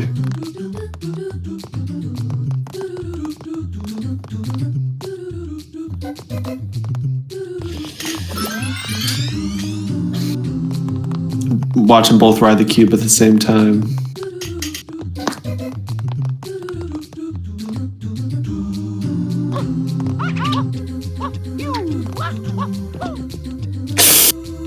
Oh no. Oh no. Arceus is having a lot of trouble with Bianco 6, and Mike gets past it first try. Though he almost rolled out into the abyss there. Man. Arceus has to beat it soon, or else Mike's gonna gain a lot of time. Oh, he falls off the cube, Arceus! Okay, he is really struggling right now. This is rough. I can't believe, like, how much trouble Bianco this secret is giving him right now. This is crazy. He should be reassured because he has Hey There coming up at the end for his team. Even if he has a deficit after this race, it's not the end of the world. There's a spin jump there to be safer. Let's see. Please make it. Don't die.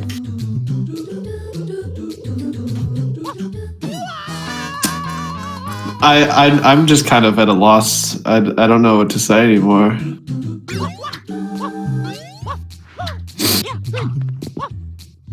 This is hurting me.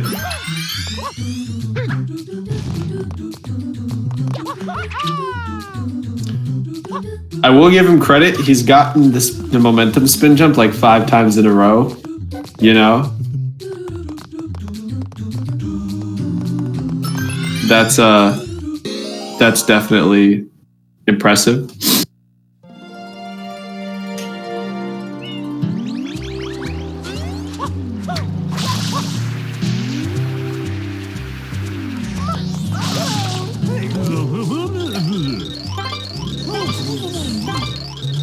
Okay, at this point, I feel like Arceus should just take it slow, because that one thing is killing him over and over. It's a super hard secret. That ending is really tough.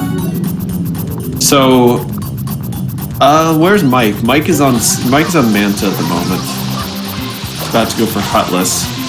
Maybe if I stop talking about Arceus, he'll do better. Alright, Mike, so hopefully these Mantas will align themselves in a good way. So far they are doing decently. He's getting knocked around though. Yeah, this is not a great Manta for Mike. He's getting hit so many times. Oh man, this is rough. Arceus finally makes it past Bianco 6. What a ride that was. I think that was like 5 or 6 deaths, but he's finally passed it. I'm very happy. I don't want to watch that level anymore.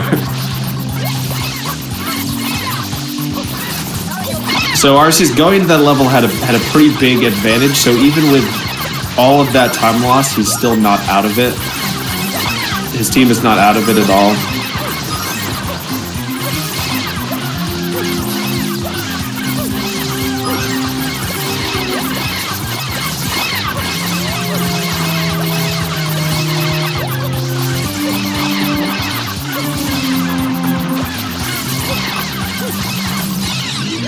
It's okay, Mike didn't have a great Mantis, so.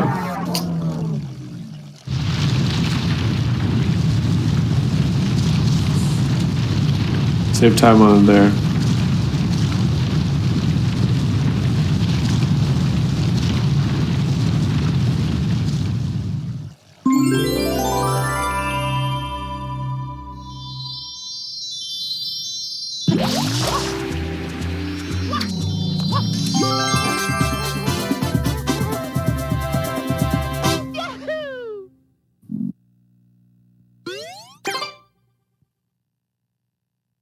So Arceus is finally making his way into Serena.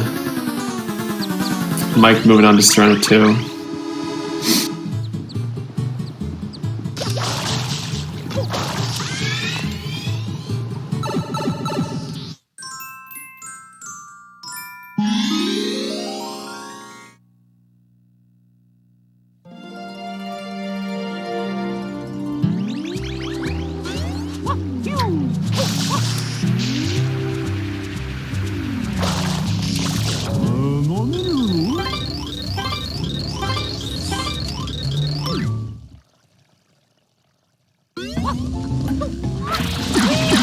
Trying to choose another difficult secret.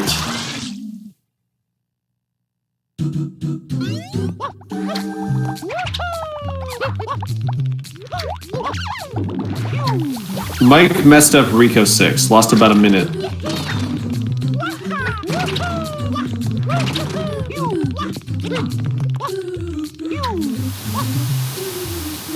And I guess we mean the entry a little bit as well. So Arceus is going for the hut setup for Manta.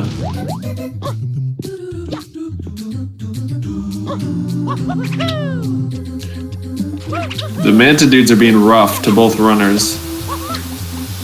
Shoving them around. Alright, Mike getting a good Serena 2, not dying. And Arceus finally getting the guys to go small.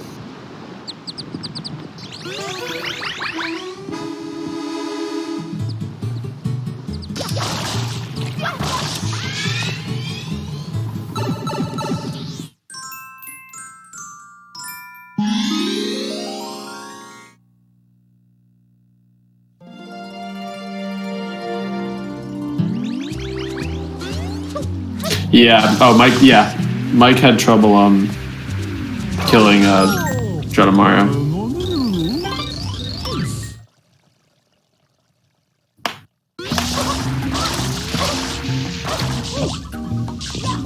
So in Serena 3, you'll see Mike grab a banana, gonna use it to clip through the glass. Having a little bit of trouble with the wall kicks though, but good recovery.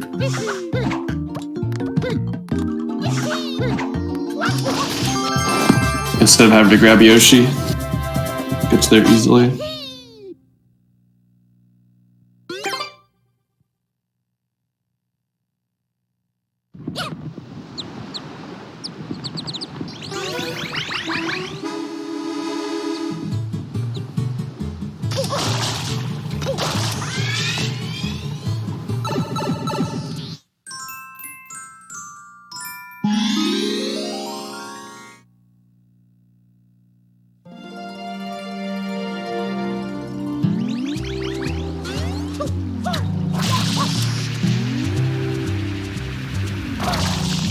So about a level separates the runners now, or level and a half.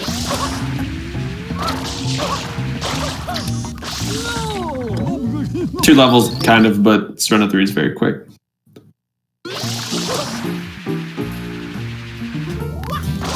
So Speedrun 4 is another secret, a little bit easier though. You'll see, Mike. This is called Casino Skip. Mike should do a side step to get past the invisible wall and go right into the pipe, skipping all of the RNG section.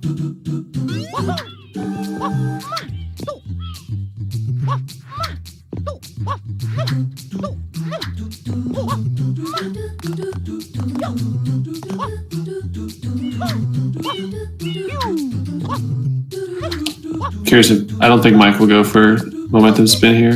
Oh, he will. Oh, he missed. No. Oh, and Arceus died? What is happening? How did he die? Oh, come on. Guys, at least die like in separate times so I can... I think they died in the exact same frame there. I can't watch two people at once. I don't know what happened with Arceus, but it looks like that was synced to the frame. Exact the same time. That was good. It looks like they both lost about the same time with it too.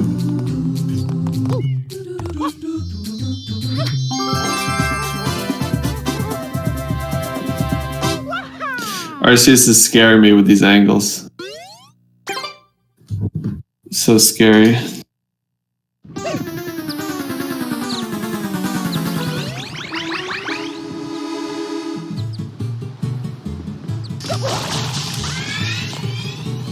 Alright, Arceus getting through. It's round 2. Both runners taking a death.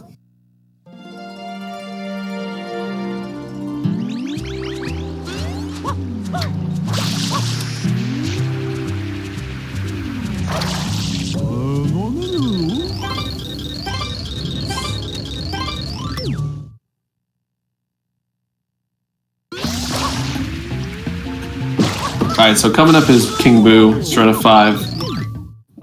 It's the last major RNG shine.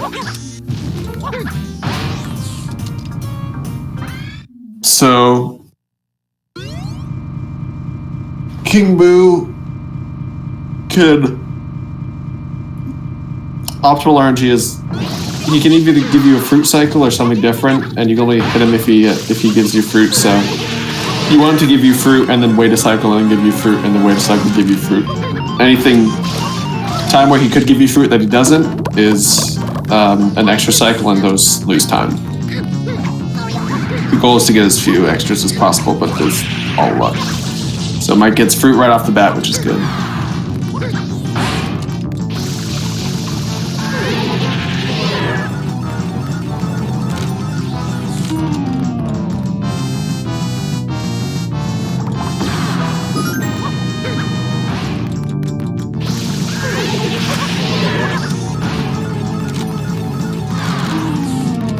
So Mike gets an extra cycle there, loses about 7 seconds. Yeah, 7 seconds per extra. Wait, I think Mike canceled that early. No, that wasn't an extra cycle that he got. He just canceled it early. So that was actually his fault. So he had to wait for that one. This one's an extra cycle. That's legit. Alright, so Arceus is going as fast as possible. Mike is making some...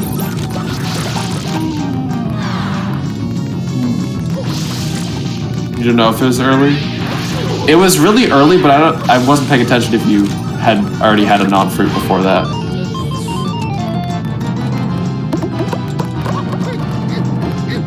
But if you hadn't, it definitely was early.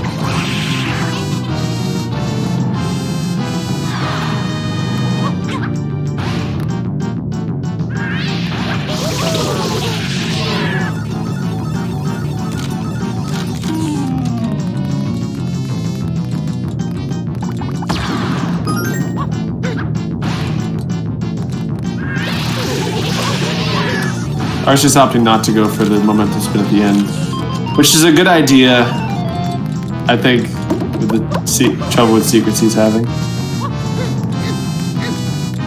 So I believe this is the last cycle. Mike, done with King Boo. I think he only got like one legit extra cycle. Maybe two. Which is pretty average.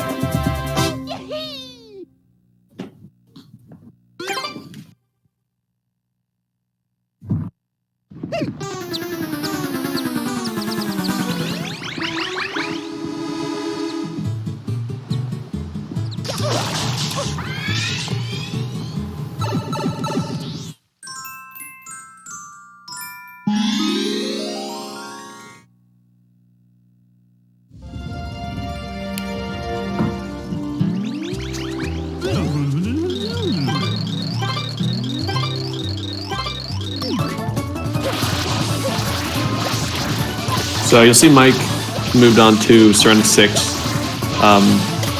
This shine you have to clean pretty much all the goop off the beach. Depends on what version you're playing, how strict it is, but the Japanese version is pretty strict, and I believe Mike's on Japanese.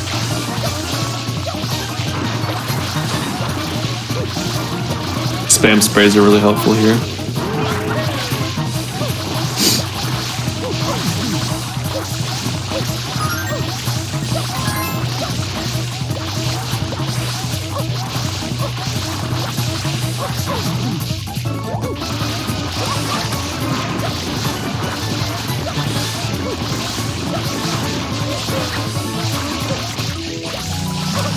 Nice little side flip at the end for Mike. That was cute.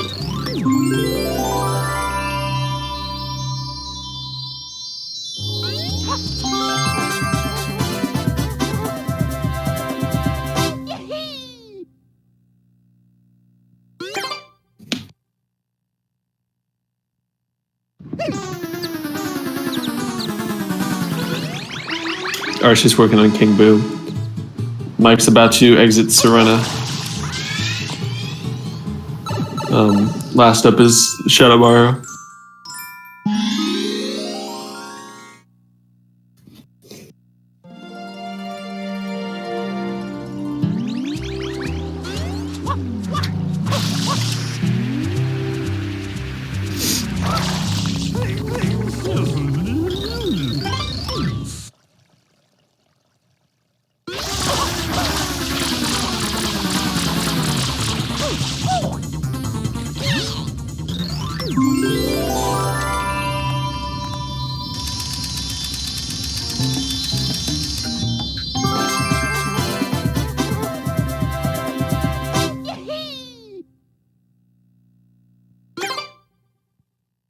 So Mike's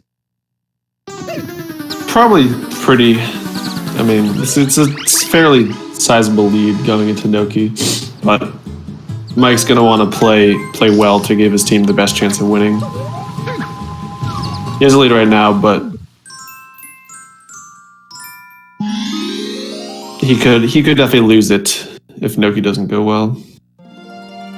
Noki's definitely the hardest level in the game.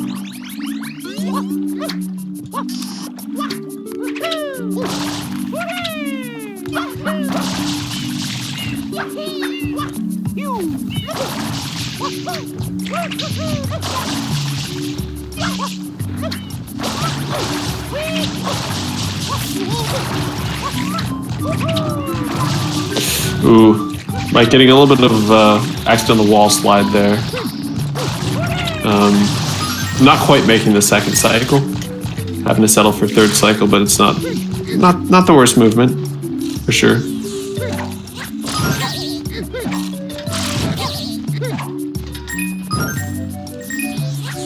Oh, Mike missed the final bomb. Ooh, that's rough. There we go. some time lost there. Arceus is trying to find the last goop he missed, but looks like he left a little bit there. Still some left. Arceus cannot find the goop he needs. There, he finally did it. When you're playing on the Japanese version, there can be, you can leave like bits of goop that still like exist but don't show up. It's called invisible goop, so you get a lot of that.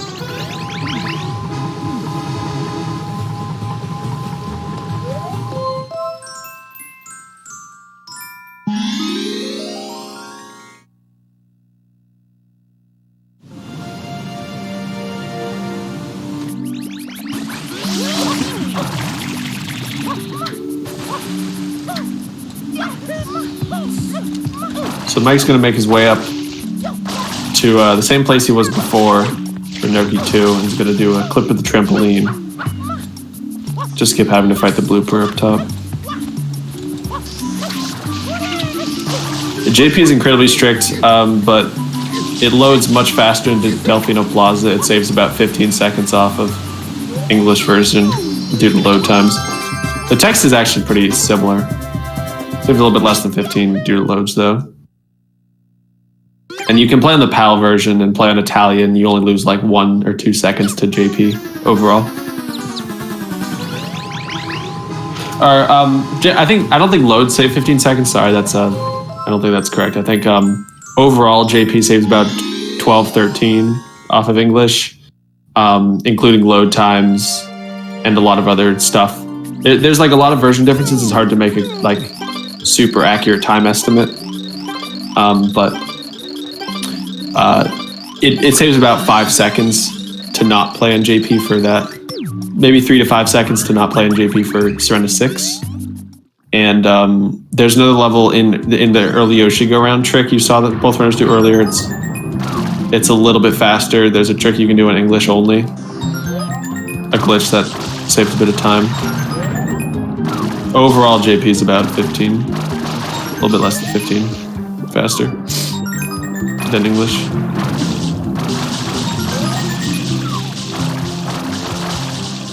Arceus stumbling a bit up to Noki 1, but didn't fall.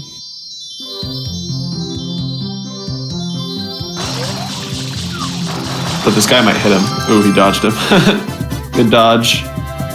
Good dodge.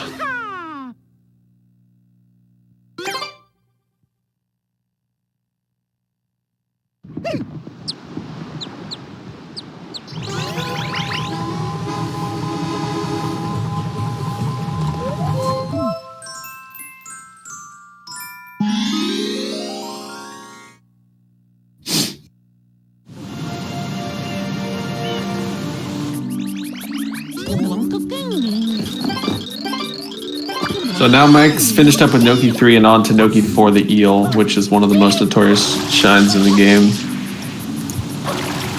Very tricky to do fast. If you mess it up, you can lose a lot of time.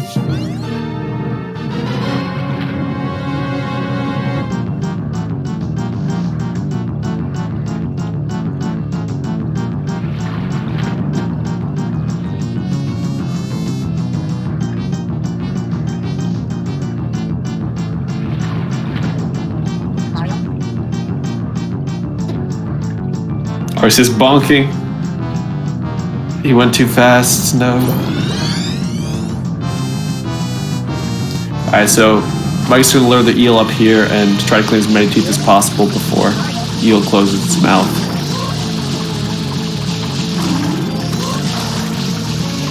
If you're really fast, you can get 6 teeth here. I'm assuming Mike's gonna go just for 5. So if you go low enough, the eel doesn't start spinning, but instead tries to eat you.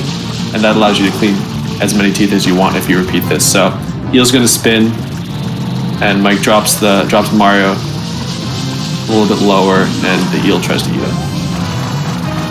And there's a trick called cutscene skip here, where you can skip this cutscene by taking damage at the right time.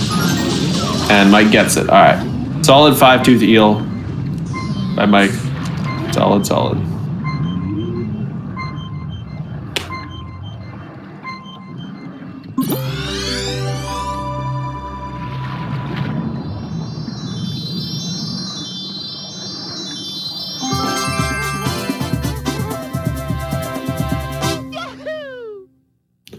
if you get eaten by the eel, he spits you all the way back up, and he goes all the way back down, so it does lose a lot of time.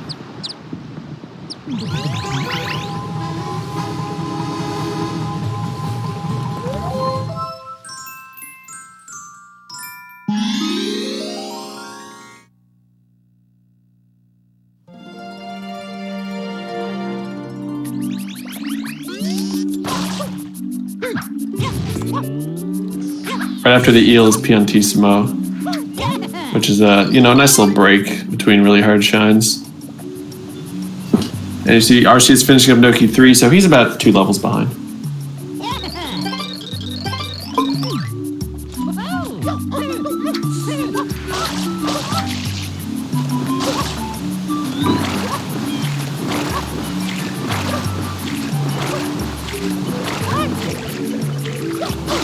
Again, it doesn't matter how quickly you finish this race because Piantissimo will finish at the same speed regardless.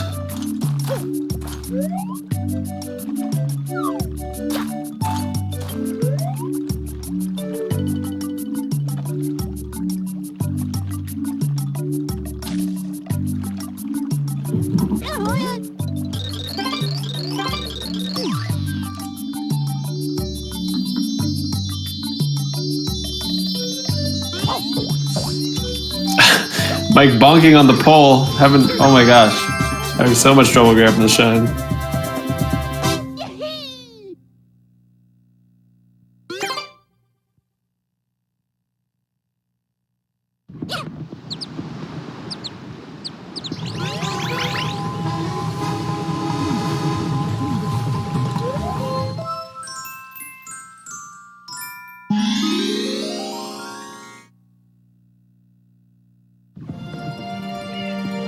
Alright, just working on the eel right here.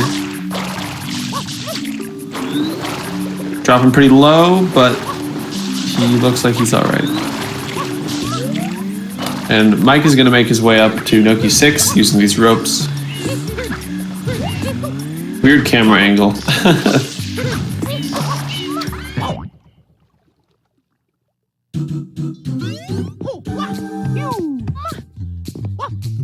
Arceus is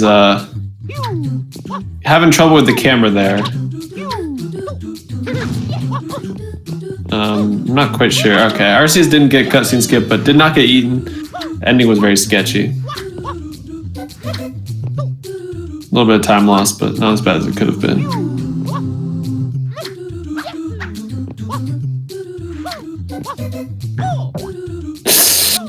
Mike! My God. Mike! Oh, he saves it. Wow, Mike. I'm sorry, I yelled loud.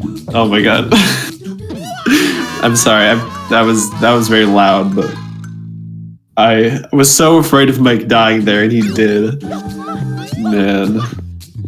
I probably assaulted your eardrums, I'm sorry.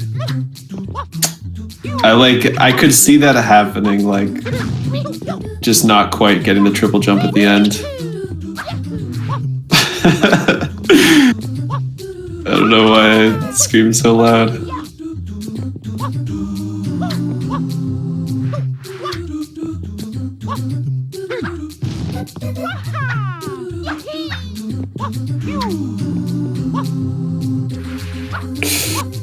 Oh, Mike, come on, don't do it again. Okay, there we go. Died once, but got it. Eventually.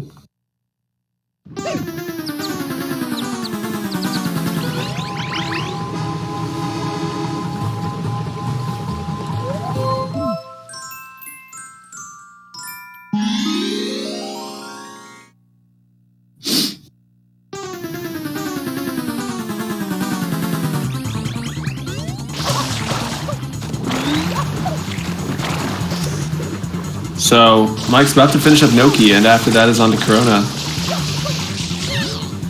Barely gets the Shadow Mario quick kill.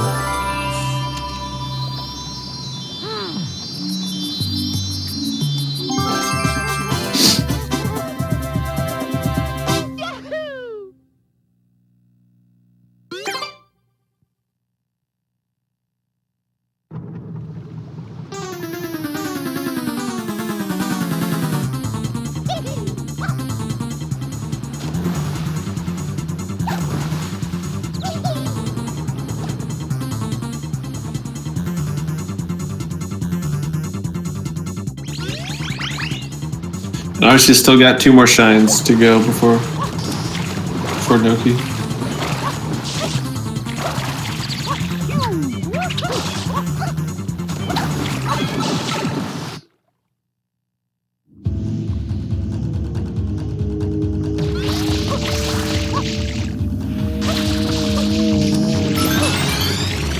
And Mike's going for fast Corona here. That is a surprise. That is a huge surprise.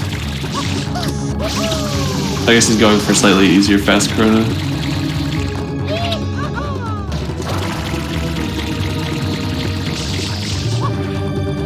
I'm not sure how much time that saved, but that was cool, Mike. That was cool. I like that.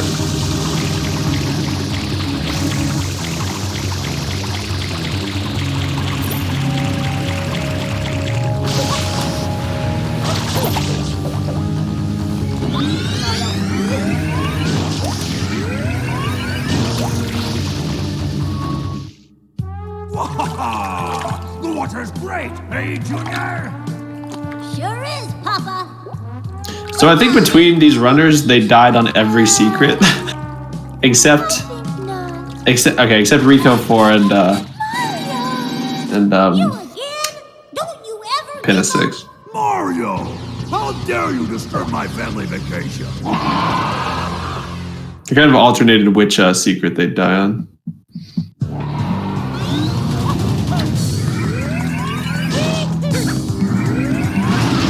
Alright, Mike finishing up Corona.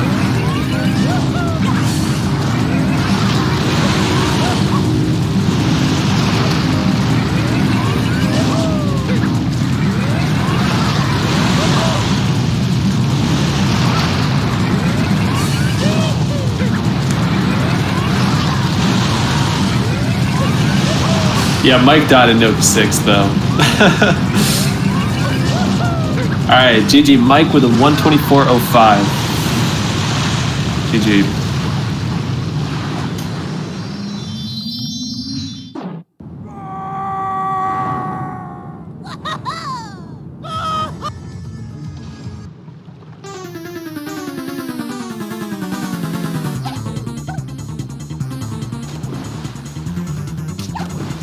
So RC is still finishing up with Corona here.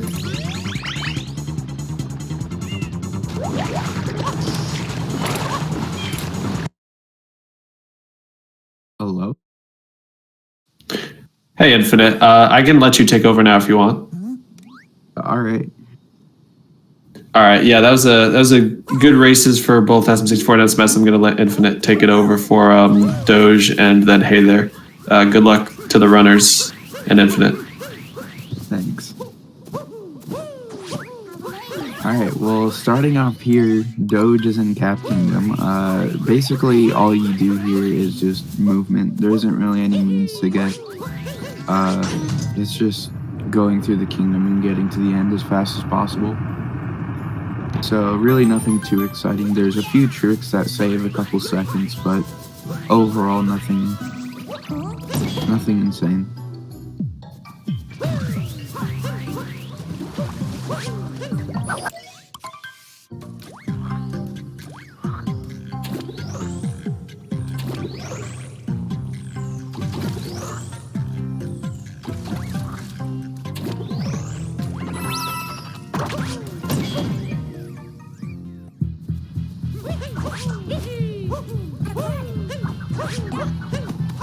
So Doge doing left side, there's 2 ways to do it.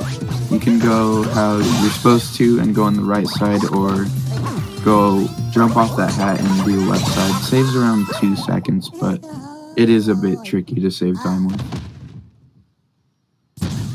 So yeah, that's Cap Kingdom. You just get to the end, and Doge is on his way to Cascade.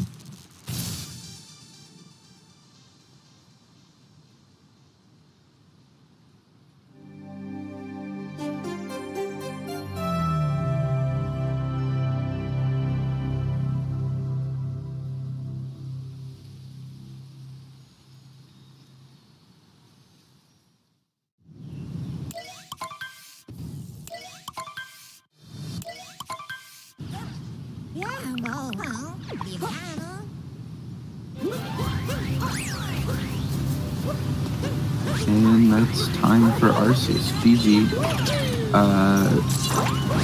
Hey there will be covering SMO for Team Baller. So he should be switching over to them. But GG to all the SMS runners and SM64 runners. This is what it all comes down to. So after this moon, there is 2 ways to do this. There's this trick called DSS, where you have a couple pixels to land on this rock and it skips a couple cutscenes.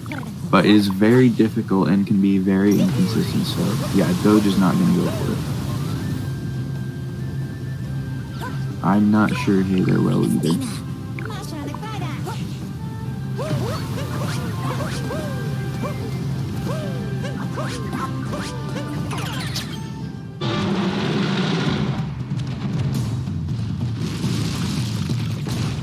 Hey There starting up his Cap Kingdom.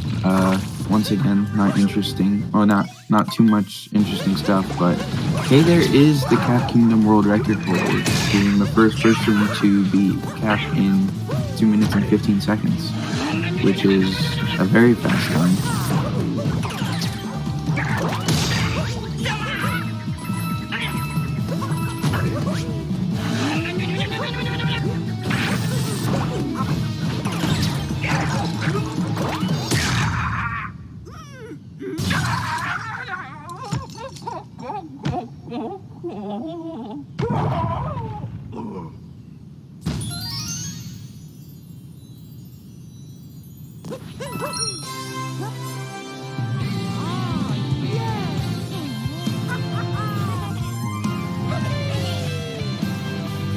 They're bonking and going for left side. Doing a dive vault, which usually you roll into Cappy to get a vault, but if you line it up specifically, you can dive into it. And depending on what you're doing, the setup is a bit faster. But Doge killing Madame Brood, getting the first multi-moon in the game. Now he just needs 1 more moon and then he will be on his way to Sand King. So if I had to give a rough estimate on the difference between the teams, it'd be like nearly exactly 3 minutes. Maybe a little less, just around there.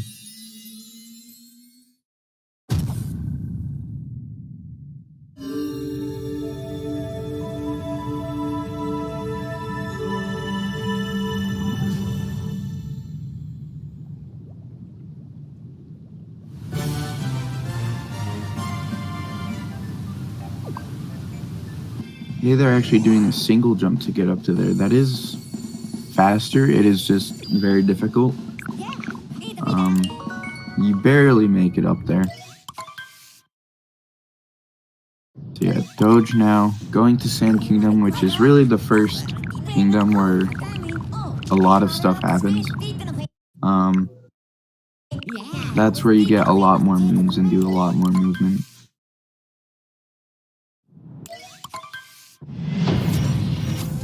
Hey, they're also deciding not to do DSS. It is a race and only saves 10 seconds.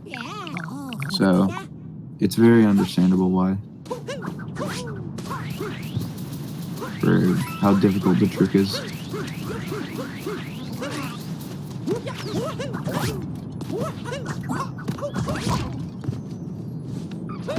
Doge getting his cap eaten by the cactus led to some interesting movement, but in the end, killed the bird and got the moons. Well, almost.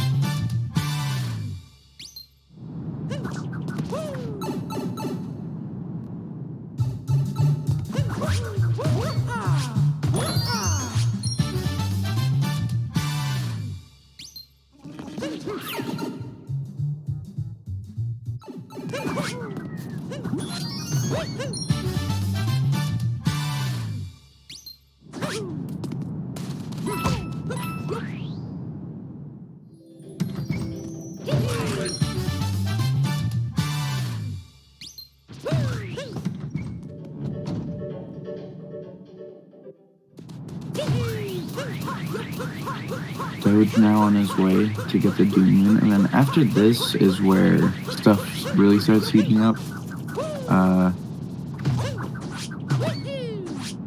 It gets a lot more fast-paced from here on in, but Doge can't find the moon. Usually when you get that casually, there's like a dog and it marks where it is, but you just kind of have to know where it is blindly.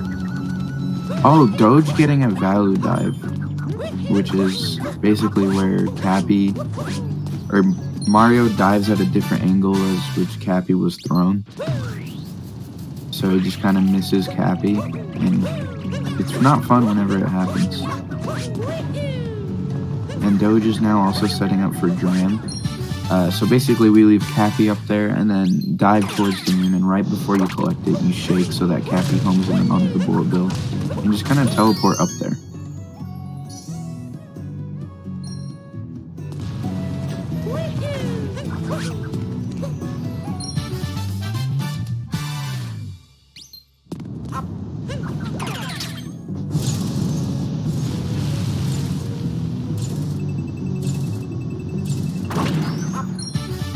Doge almost messing up the Lone Pillar Moon. That is not a fun moon to mess up. There's basically no backup other than going back to the bullet bill and then retrying it.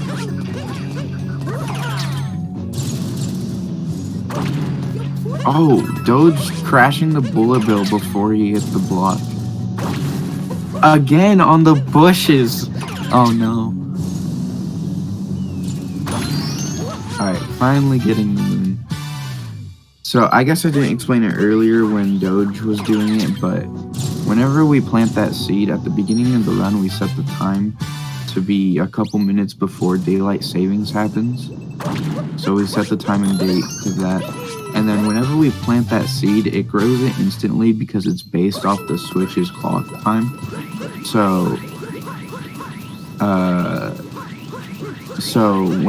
before we plant that seed, or after we plant the seed, the clock skips forward an hour, growing it instantly. And then while there's usually like a little animation of the seed growing, but if you're in a sub area while it like triggers, it'll grow instantly. And a sub area is just like a little like area where there's like a couple hidden moons, and then you exit after that.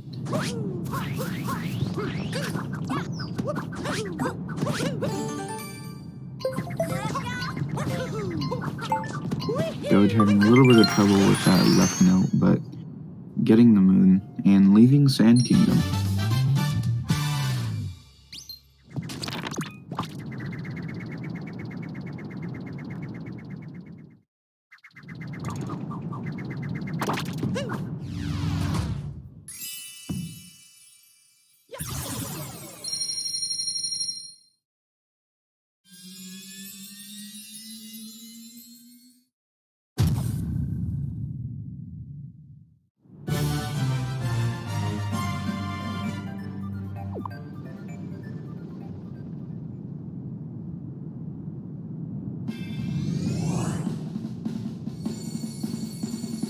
So hey, they're doing the single bill setup where you save the save bullet bill that you captured while doing Dram to turn around and come back at you so that you can capture it again after you grab that moon and go to Lone Pillar.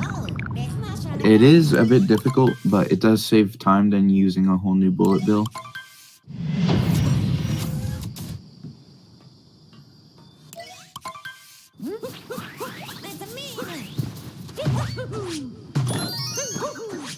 Yeah, Doge now in Lake. There's only one trick in here that makes any difference, and it's Lake Clip. If you go for it, you don't fight the boss in this kingdom, but if you do and get it, then you warp to a checkpoint that you grab out of bounds and then get the moon near there, which Doge is going for it.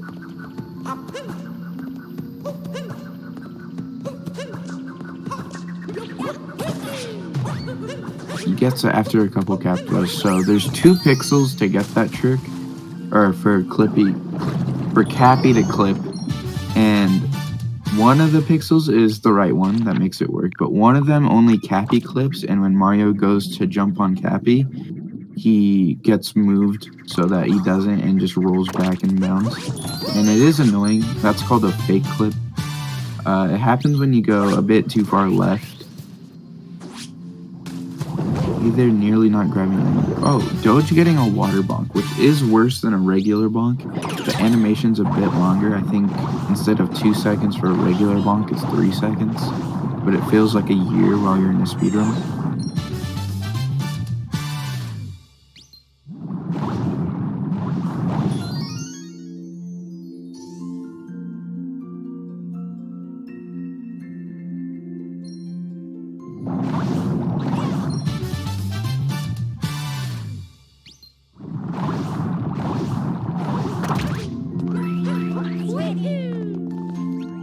So as Hey There is finishing up Lake, or as Doge is finishing up Lake, Hey There is entering Lake.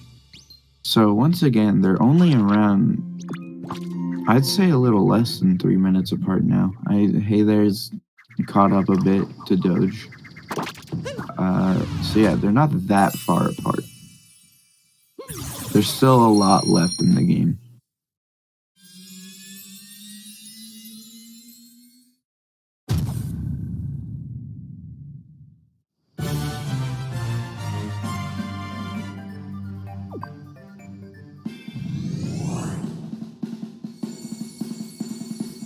Those Goombas getting in the way. Optimally, you just want to keep on rolling and then use Mario's momentum to get a single jump, then capture the zipper, but it is kind of dependent on where the Goombas are to if you get that. So hey, they're also lining up for Lake Clip.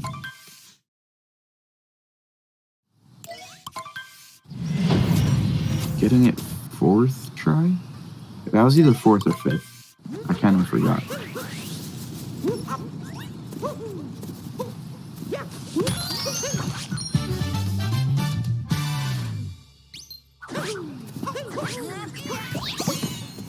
Oh, I didn't even notice, but apparently Doge missed the bunny while going for the rock.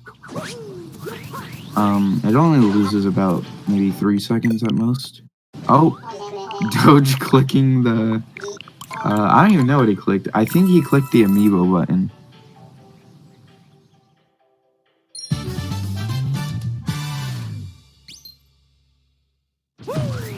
So usually if you click the amiibo button while on airplane mode, which I'm pretty sure they're both on, I think airplane mode makes the loads a bit more consistent, if not faster.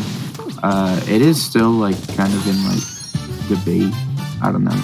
It's not like a set in stone thing, but you can't access the amiibo, so whenever you press that button, it kind of glitches out.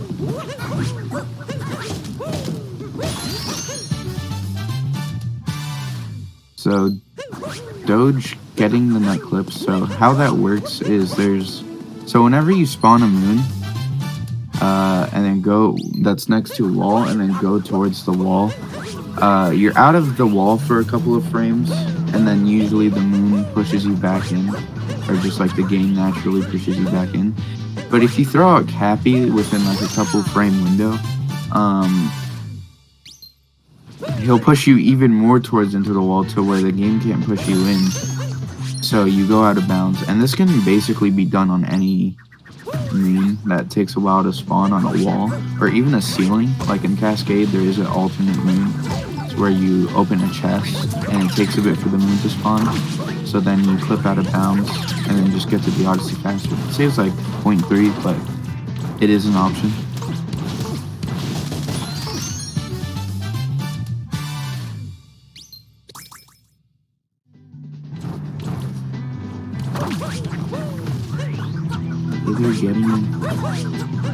So either messed up the rock a bit, but getting the bunny. So I think that actually evens out Doge missing the bunny but getting the rock. If not, Hey There might have saved a tiny bit of time. Oh, Doge dying. That should be a death and not Deep Woods, yeah. So Doge, yeah, he obviously rolled off the edge a little bit, and actually, well, not Hey There isn't in the lead, but it may look like it. So this is why dying in Wooded is not good, because you don't get any checkpoints, so you respawn all the way back to the shop. So Hey There isn't necessarily in the lead, but that does give a lot of time save to Hey There.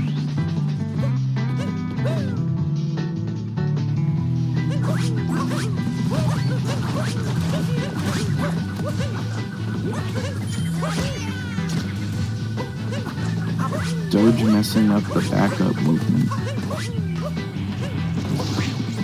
Oh, Hey There missing the out of bounds move. Oh, but backing it up, okay, but missing it up again. He was a too far right. Oh, I think that's inbounds. Yeah, so ideally, the reason why we wall jump to that moon is because that moon is in like its own little like area of like, it's surrounded by like rock, and obviously you can't clip out of bounds there. But if we wall jump into it, we can stay like half out of bounds so that we still fall out. But if you're too high, then you will flip back in bounds. So the only point there is to warp to the Odyssey. So both runners having a not so good wooded.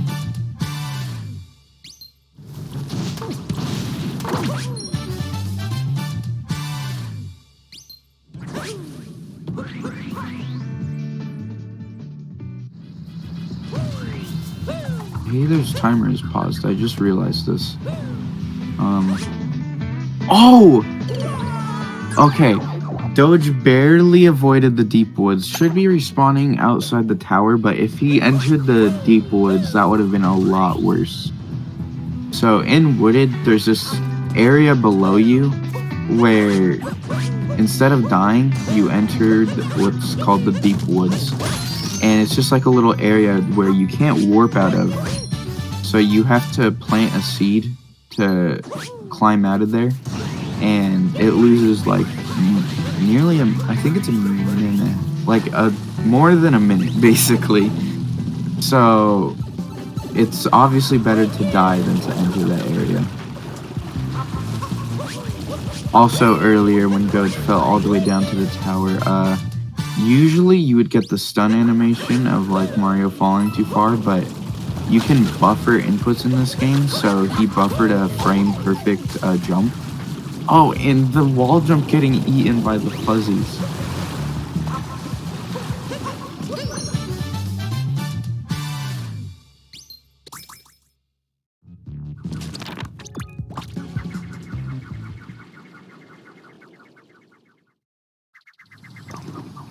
So Doge now exiting wooded with a, I believe that's a 2044.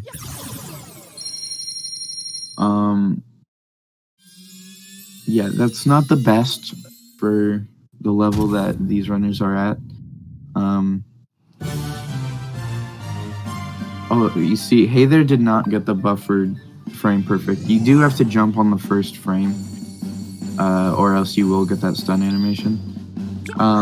Other ways of doing it, you can land on the robot or bird, and they will cancel your stun, but it's obviously a bit slower than, yeah, it's obviously a bit slower than just going as far out as possible.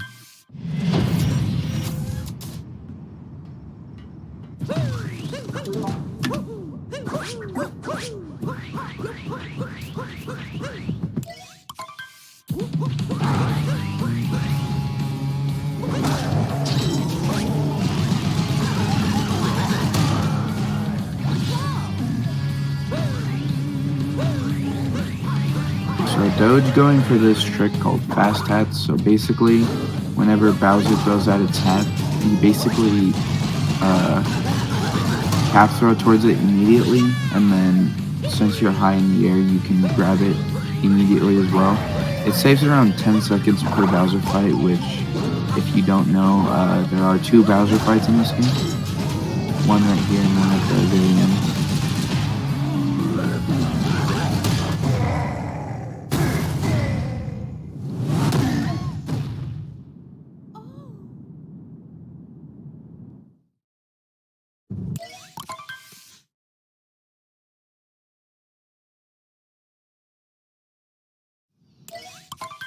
So Doge, this Doge is now entering possibly the scariest kingdom in the game.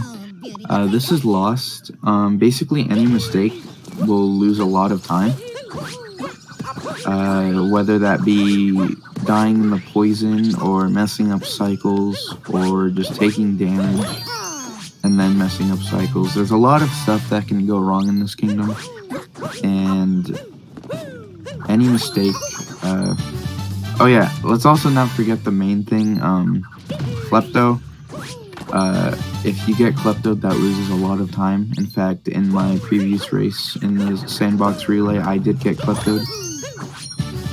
It wasn't a fun experience, but also, Hey There went for the Hin Art, which saves around 2 seconds compared to getting it in Metro Day, but it is a bit of a tight cycle to make the fast hat, and he did mess it up, so that is a bit unfortunate. So I'm not sure if Doge will be going for reverse torpedo. You will be.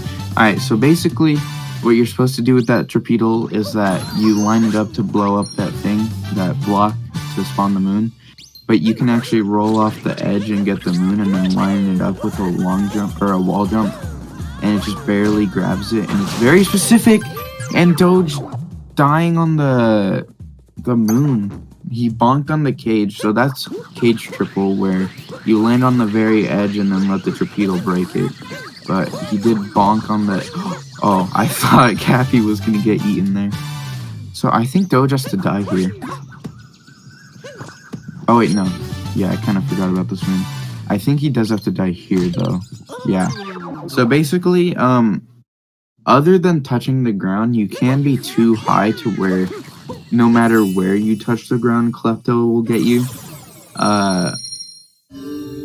Usually it's just based on what area of the map you are, which is why you can skip it. But if you're too high, then no matter where you land on the ground next, he will get you.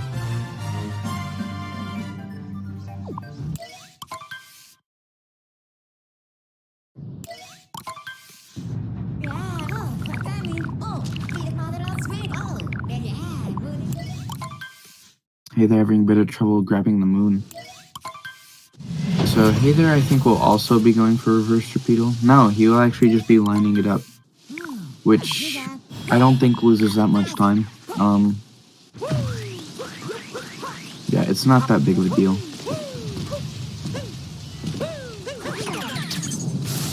Hey There will be going... Oh! Hey There's going... Oh! That's interesting.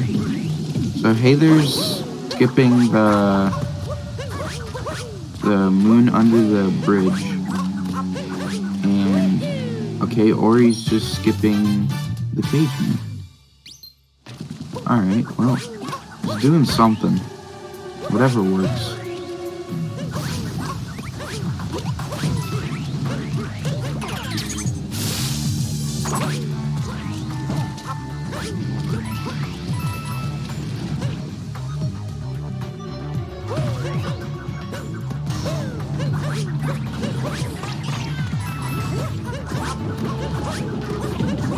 So Doge climbing up the city hall, doing it rather speedy.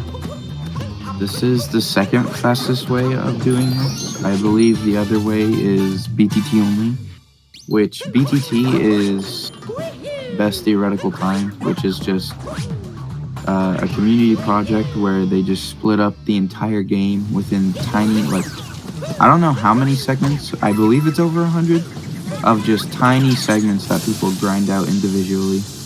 And they go for strats that no one would ever dream of in an actual run.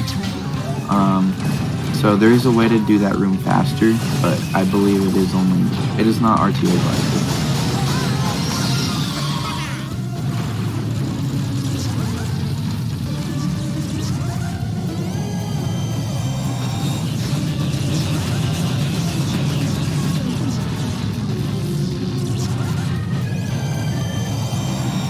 Yeah, now going on to the Mechawiggler fight. Nothing too special in this. This is like one of the really only RNG parts of this run. And even then, the RNG that it can give isn't that bad. It's more just about losing a couple seconds to a bad pattern than a good, clean pattern. which Doge is actually getting an insanely clean pattern, but messing it up. Another thing about this fight is that the hitboxes are extremely, well, it's a Nintendo hitbox, so I think that says enough for itself. They are not good at all, and they overlap each other. You'll be shooting right at it, and it won't do anything. So sometimes it's not even your fault, it's just the hitboxes are really not that good. But Doge got it in 2 cycles, which is the most optimal. Every extra cycle is 30 seconds, so you really want to make sure you get that 2 cycle, which for them, I don't think it's that much of a problem anymore. But starting out learning this game, it can be difficult to get a 2 cycle. Yeah, run me through. I mean, see that?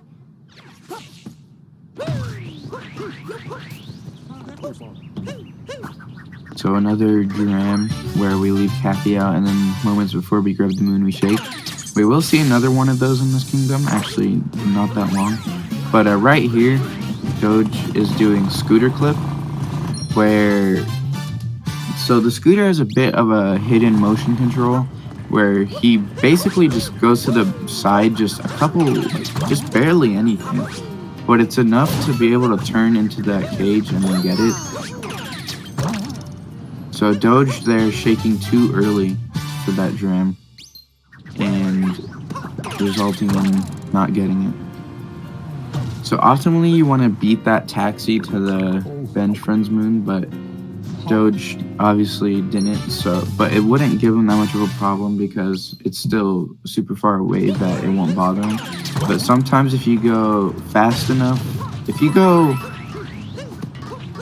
slower but not that slow, the taxi will be like right next to you, which is easily to bonk on, and it's not fun. So Doge entering the slots room. This is the bullet building route. So basically, for a long time, you were supposed to talk to these musicians, and they give you a story moon for each musician. There's a total of 4. In the old route, we only got 2, but now we get none of them, and we use this sub area to cancel out the other moons, and slots for an extra moon that we'd get alongside the musician. It's been known for a while that this room was technically faster, but I don't think anyone was good enough at it, or there's no like set in stone movement for it, or just really understanding how to do it to make it faster. It is also a bit of a messy room. It can be messed up quite easily, which messes up the entire cycle. It is basically cycle dependent.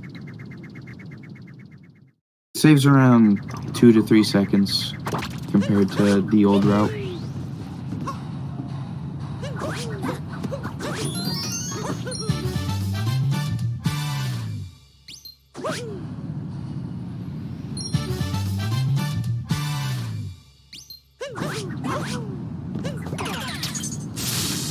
So now Hayler's on his way to also be doing the bullet building room.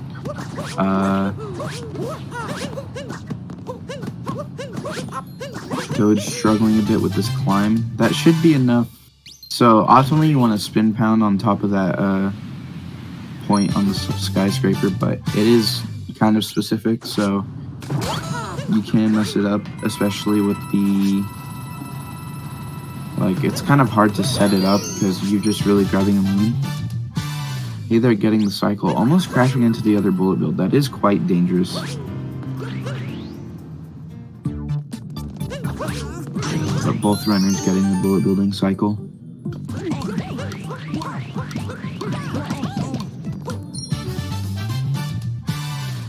Hey, they're losing his momentum to the wall.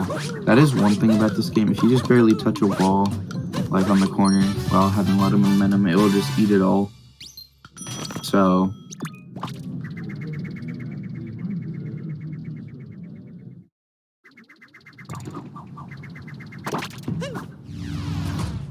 alright, Doge is now going into Snow Kingdom. Hey, they're messing up the climb. This is honestly probably the worst thing to mess up. It's really hard to back it up, and the backup is usually pretty sketchy. and it's just not fun to mess up. So it's either you get it, or you have a pretty backup. Obviously, if you notice, there was a difference between Doge and Hey There getting the Doge ground pounded into the pool while Hey There didn't. That's because Hey There got the coins in Cloud.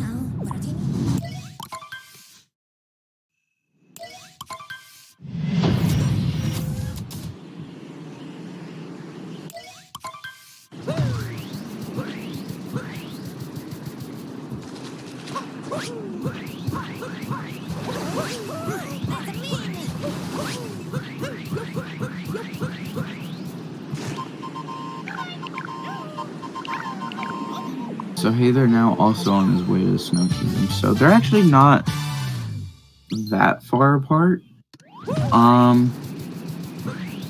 Honestly, they're probably only around a minute and like 10 seconds apart. So it still is any team's game here.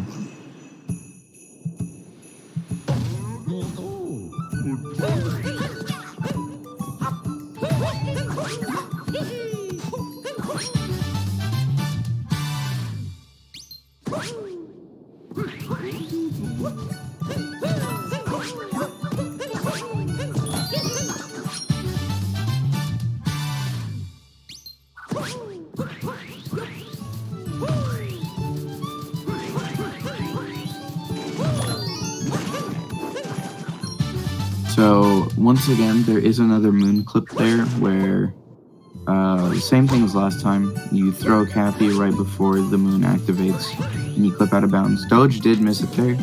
Normally if you get it, you can ground pound and then roll into the loading zone for this area.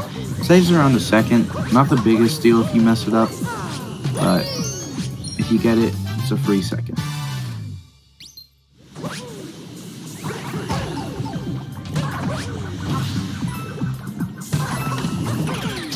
Also, Doge taking damage on the spiny. That will have him do the damage refill. He actually left 2 spine. Oh, Doge almost dying.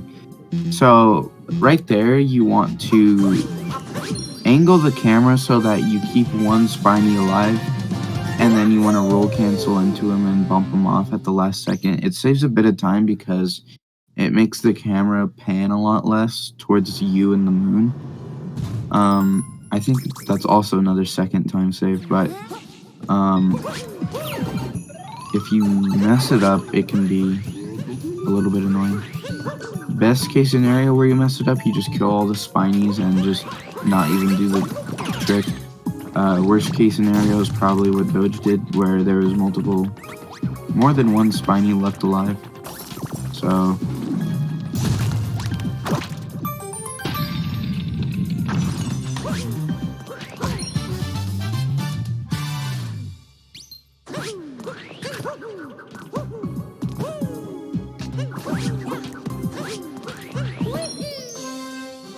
Alright, so after this moon from Doge, all he has to do is chop, and then they will be going for a trick called Snowdram. It's just basically a big jump to a moon that you're supposed to get in post-game, but they found a way to get it not in post-game. It saves, I think it's 8 seconds. I could be very wrong on that, though.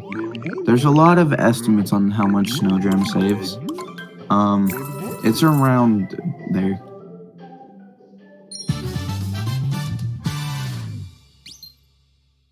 Oh, hey there, dying in the Goomba room. I was actually looking at stream chat and I saw that he fell off, so that's why I had a delayed reaction. Although he is doing Goomba vectors. Oh, I don't think Doge got a vault. Yeah, Doge didn't get a vault, which is needed for this trick because you need the multiple tappy bounces. Getting it after the vault though, so not losing that much time.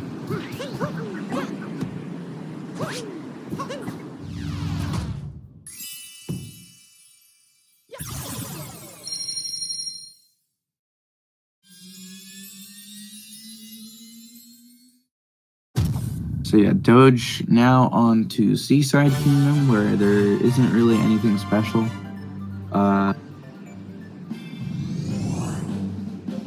there's only one trick. It's called fish clip. You'll see it later. You basically used force against itself, and you clip out of bounds. I'll explain it more once we get there. But hey there now, also going for Snowdram. If you do mess it up, it does lose a decent amount of time, around 20 to 30 seconds. Depending on how you mess it up, but hey there, getting it first try. And that's always a good thing.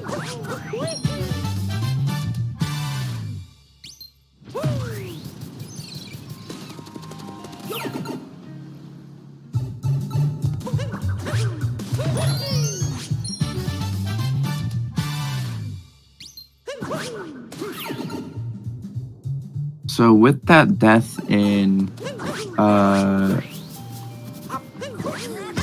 snow, hey there did lose a bit of time to Doge, but I believe they're still only around a minute apart. I could be, it might be a minute 10, but just around there. So it's still really anyone's game. Luncheon and Bowser still exists. Hey there has a lead in Ruin because he's like the Ruin guy. He does have the Ruin world record.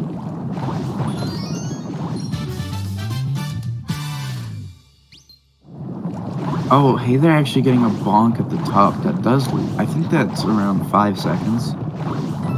So definitely not what you want.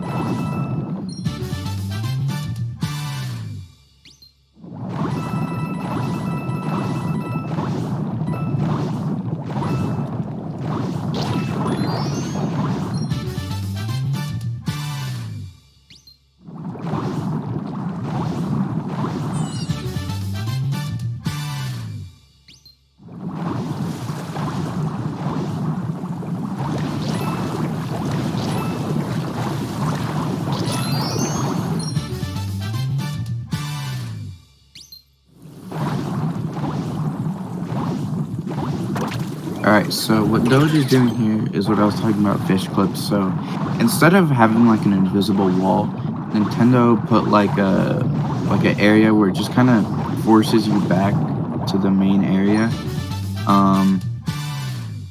So we uncapture at our max limit. Oh, Doge actually clipping back in bounds. That is not good. That loses around, I don't know, but it loses a lot of time. Oh, he also clicked the wrong answer. You're supposed to click the fourth one there, not the first one. Anyways, so you uncapture right before, like, you lose control and go back to the main area. So that, and then you back up just a bit, because if you recapture right away, it'll just teleport you back. So you back up and leave Cappy out, and then capture again, and then you can clip out of bounds, but clipping inbound like that loses a lot of time, and hey there can definitely save time on Doge with that.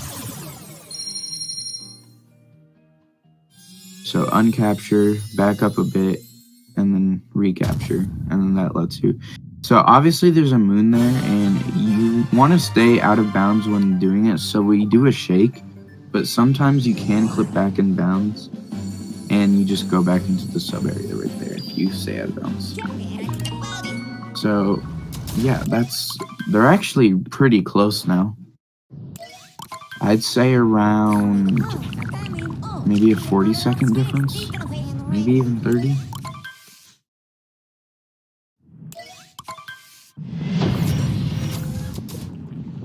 Yeah, like 40 seconds apart. So, this late into the game, it's really any team here.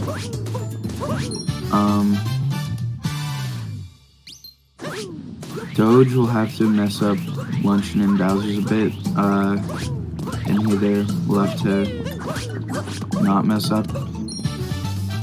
Doge actually getting a bit of an input drop there, but saving it at last second. So I'm not sure if hey there will be going for Spiritless in this race, but obviously this blue guy right here, his name's Spirit.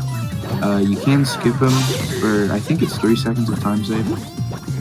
It is a very all over the place route, but it does save time.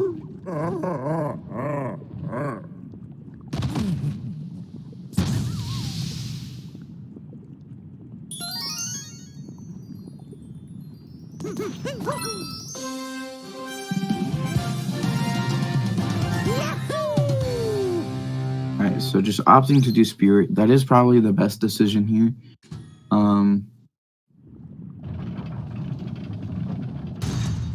Yeah.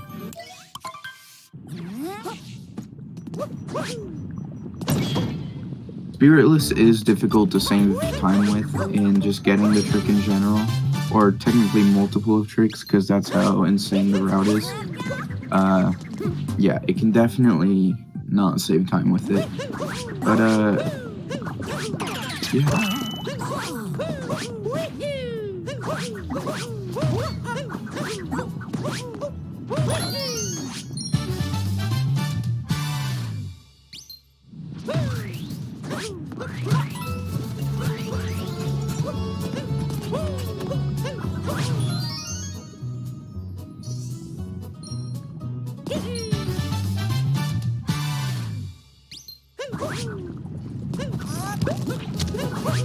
Oh, Doge messing up the turnip. It's not that much, but it's still a time loss nonetheless. Here they're getting a slight input drop, but saving it again. Spin pounding on the very edge. That could have gone very wrong if he was just a bit more forward. Spin pounding a little bit too left. That's not really what you want.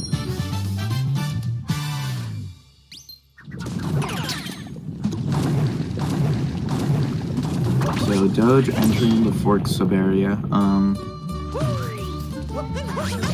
There's not too much with this. You just kind of up throw and just capture the forks. It does lose time, a lot of time if you wow, hey there, going to the very top.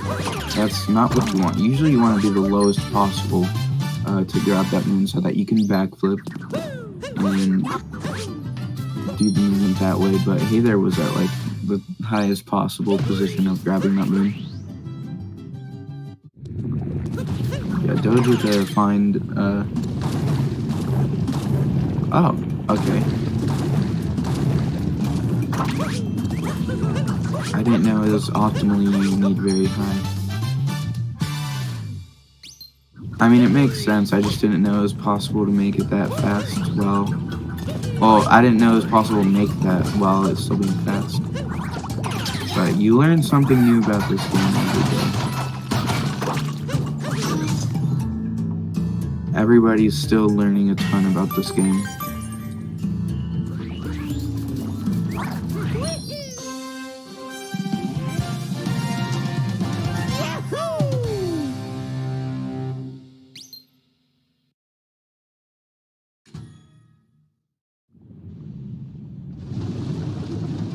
So far, it's a fine luncheon for both runners. Nothing has gone horribly wrong. I don't think there's been any time differences.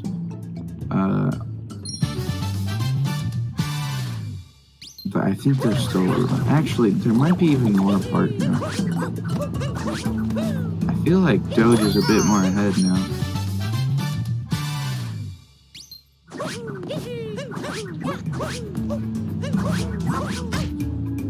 Oh, bonking on the top. That's not that bad, but it's not optimal. I don't really know what Doge is doing.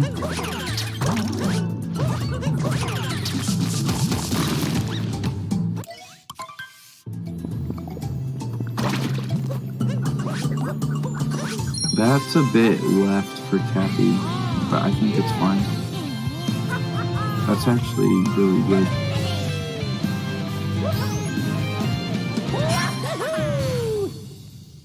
That was very sketchy for Hey there.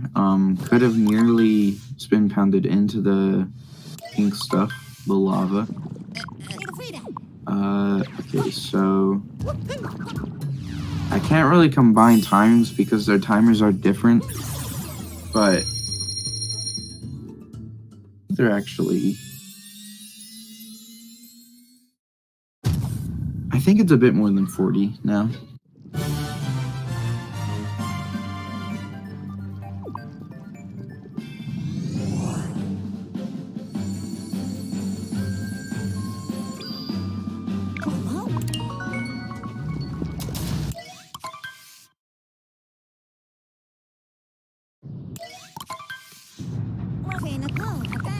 Oh, hey there, ledge grabbing in the Odyssey. That's not the greatest.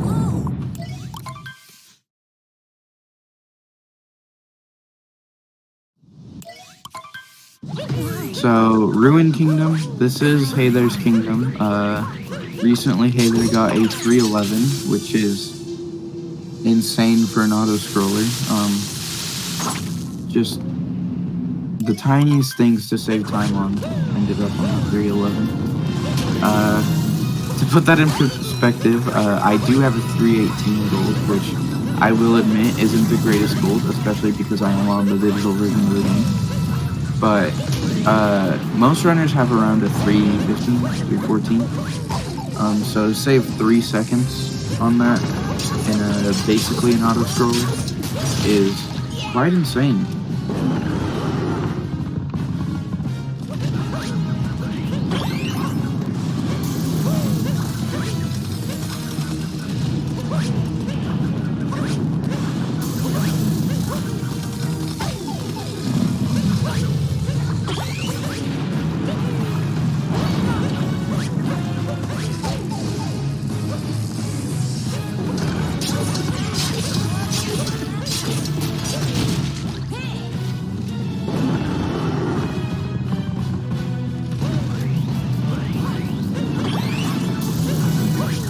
Okay, so getting the word that there is around a 45-second difference. Thank you to the SpeedGaming logs for that. So yeah, there is around a 45-second difference, which honestly, just falling on mech. Yo, wait, hold on, Doge might die. All right, he's good. Me and Doge are the people that die on Ruined. I've died twice. Doge has also died twice, which is 2 more times than anyone should ever die on Ruined. So, yeah, me and Doge are just kind of like the people that die on Ruined. I've had it where it was nearly 3 times, but I saved it out last second.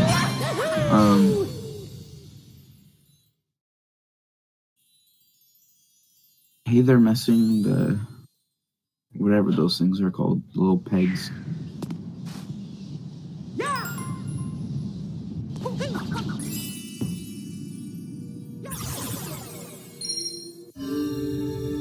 Okay, so Doge globing at 50:31 on his timer. I'll just compare on Doge's timer as well as to where Hey There globes.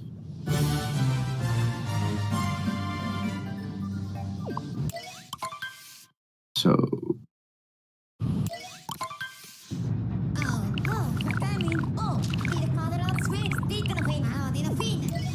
alright, so 50:31, and now it's 50:08. So I think that's 37? I'm not good at math. If anyone else wants to do that for me. The most math I do is calculating whether I'm ahead or behind in my runs, so...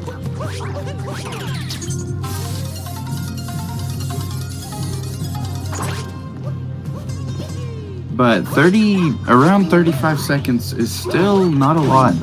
1 mech fall, and they can be pretty much even.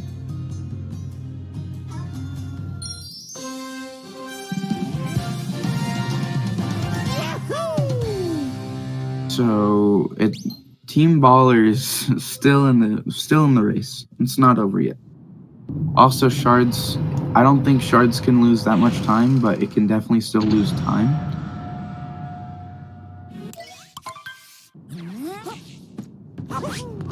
So it's just gonna have to be a mixture of time losses and saves for each team, respectively.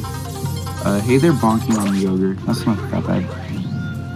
So Doge is going for new shards. Getting dive back. Having a bit sketchy there. Almost rolling over the ledge. Triple jumping.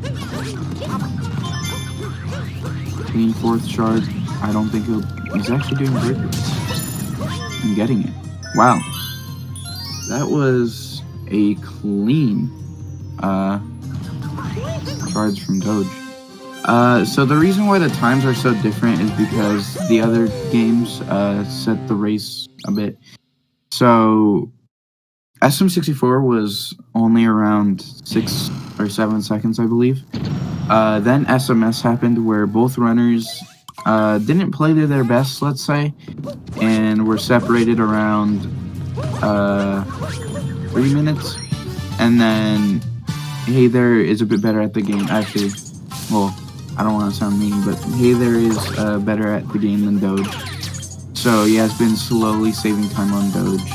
So now they're around 35 to 40 seconds apart, but their timers are different because they started the game at different times.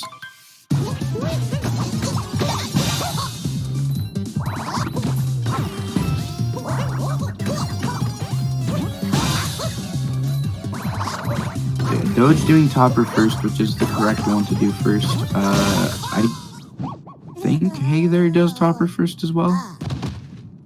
I believe so. I could be very wrong.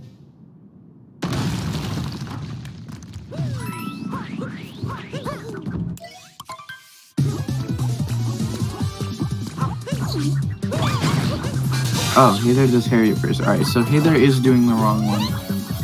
It actually doesn't matter at all. It's just like a little meme in the community on which one you do first. There's a lot of those in here in the community because there's a lot of optional stuff that doesn't really matter, depending like doing Harriet or topper first. I know this isn't any percent, but in all moons there is a music moon, so you can either do, I forget what tracks they are, but it's like 4 and like 37 or something, and there isn't really a difference between them, but there's still a debate on which one you do first.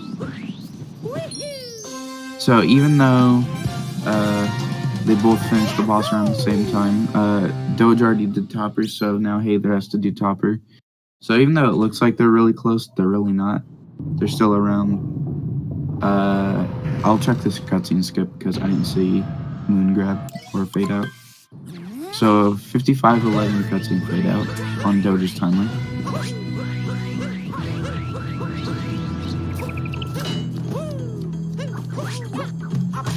Oh, Doge being very far away from the crates, having to break all of them.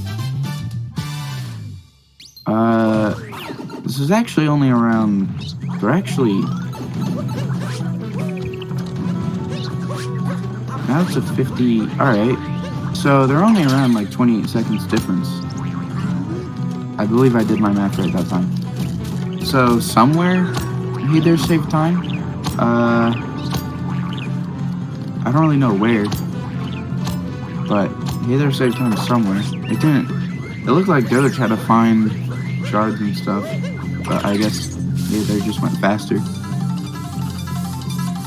So now leading on to the biggest time loss left, Mecha Brutal. Any mistake on here for Doge, and it could be a very big opportunity for Team Baller. Besides that final mistake, maybe 5. But yeah. Is it 38? Okay, so I guess I was 10 off.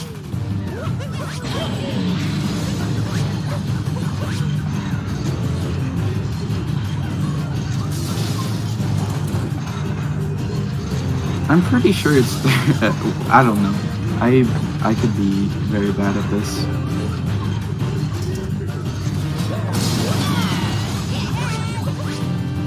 Alright, so Doge now going for TA and getting it. So that is actually an interesting position for Team Baller now, because now there isn't really that much Doge can mess up other than like dying, which loses minutes. So if Doge just has a decent moon, it should be their team.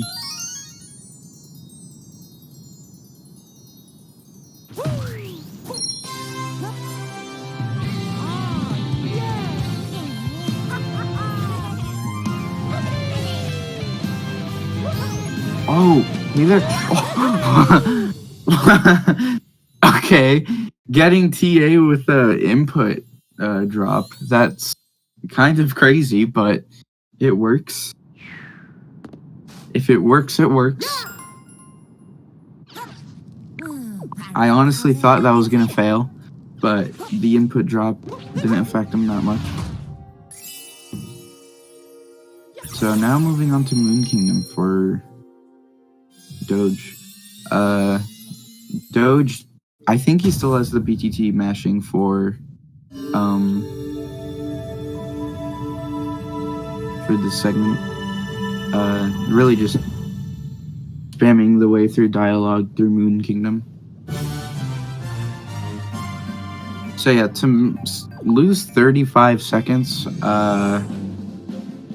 if Doge were to die in the 2D section, it'd still be around a 10-second lead for Hayther, assuming everything else goes well for both runners. So Doge would have to mess up pretty decently bad for Hayther to be ahead. But again, it's still possible.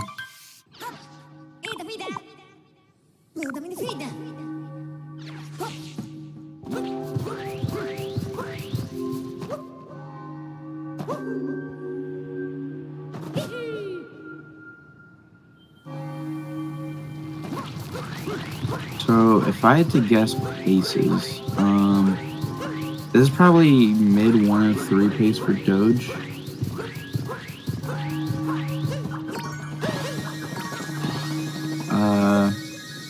Hayther is around 101 pace. Yeah, if you mess up a Bowser phase, oh, okay, well Doge letting Hayther catch up a bit, that only lost around 5.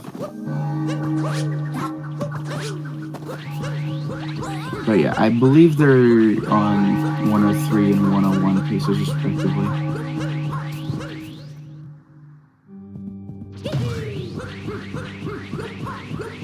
This kingdom is a little over 5 minutes. It can be done in under 5 minutes, but that'd have to be your main goal for the entire kingdom. It is very difficult. I believe 3 people have gotten it, which is Miles, Tyrone, and Rex.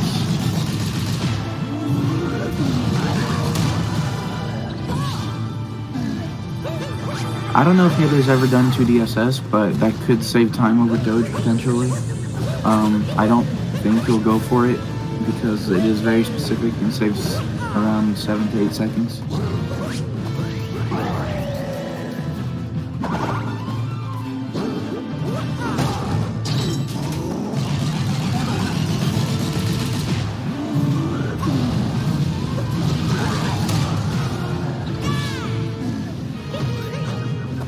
So not much happening in the Bowser fight. You just kind of get the hats and punch the guy. Not much.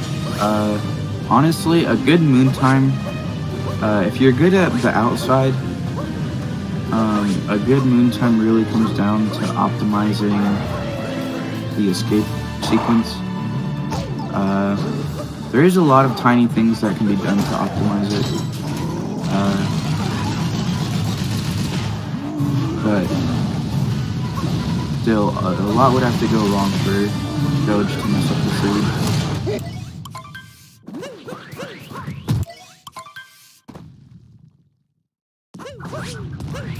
Hey, they're taking damage, that doesn't really matter.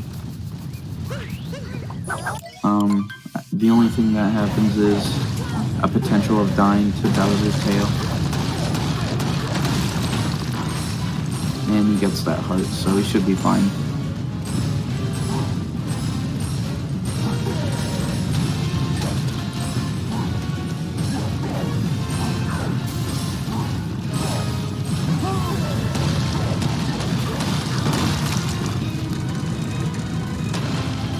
Alright, so this 2D section is really where it comes down for Doge's lead.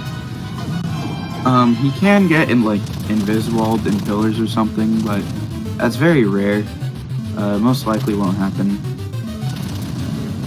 Yeah, so Doge getting a fine 2D. Not dying.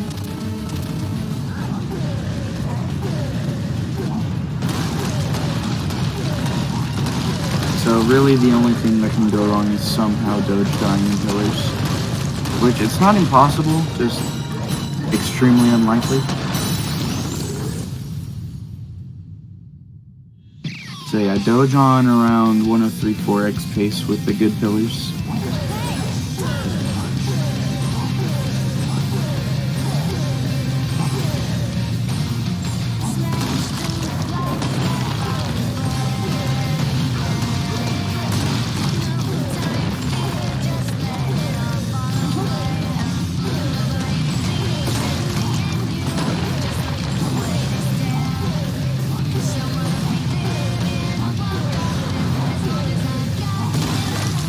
Doge having a bit of a sketchy final throw, but ultimately getting it.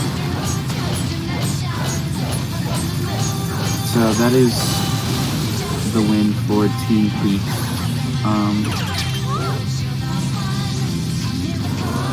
Yeah, so Doge finished.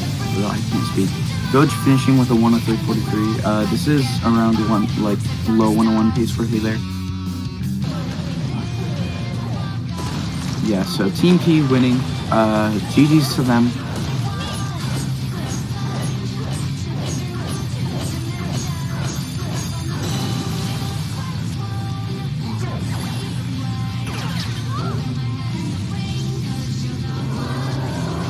Hey, they're finishing with a 101.16, still bopping.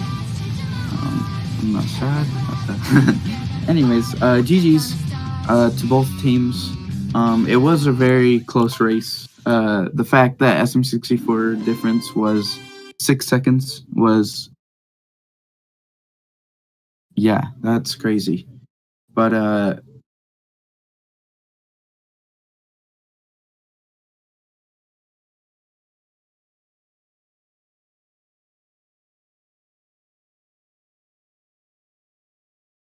so yeah, I think we're doing interviews now. So hey, there's in setup. I don't think Doge will. I could be wrong on that, but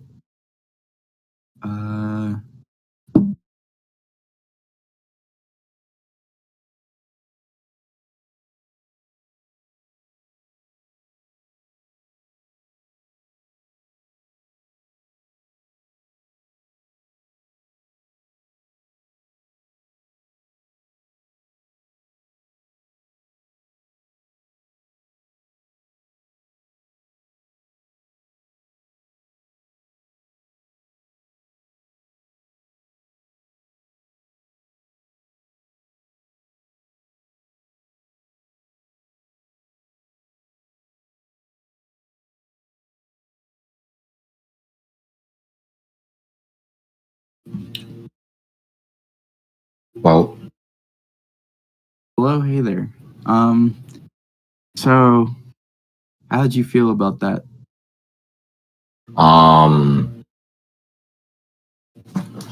well, first I guess I should say GG's to the other team. That was pretty close race overall.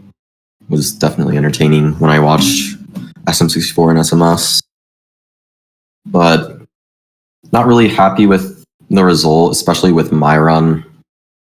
I practiced a lot, and I was still almost 2 minutes off of my PB. I could have gotten like a 103x, which I definitely could have gotten this run and like bring it back.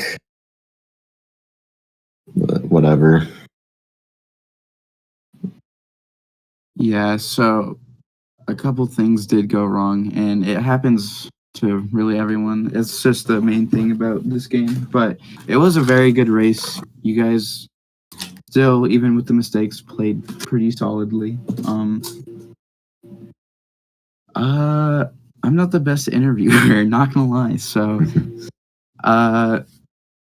yeah, even with the mistakes, getting a 101, like low 101, is still really impressive, and you still played very well. And congrats to both team for how they played.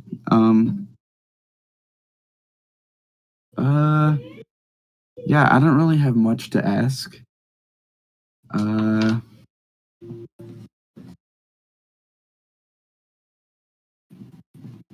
Oh yeah. I remember when we were like organizing this specific race, I was given the option to make it so like the other team has a handicap because it was originally going to be Sato racing against us for Aleph team. But now Doge, who has a PB that's almost 4 minutes better, came in.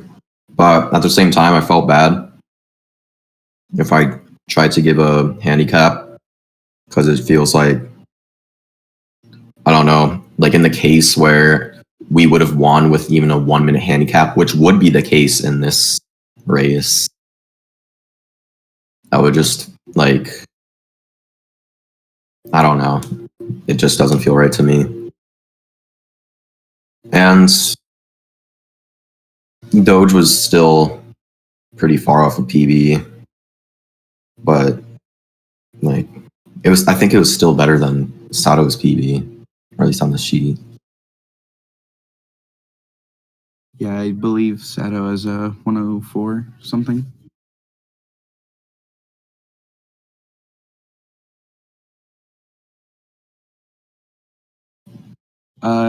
Team P won this match.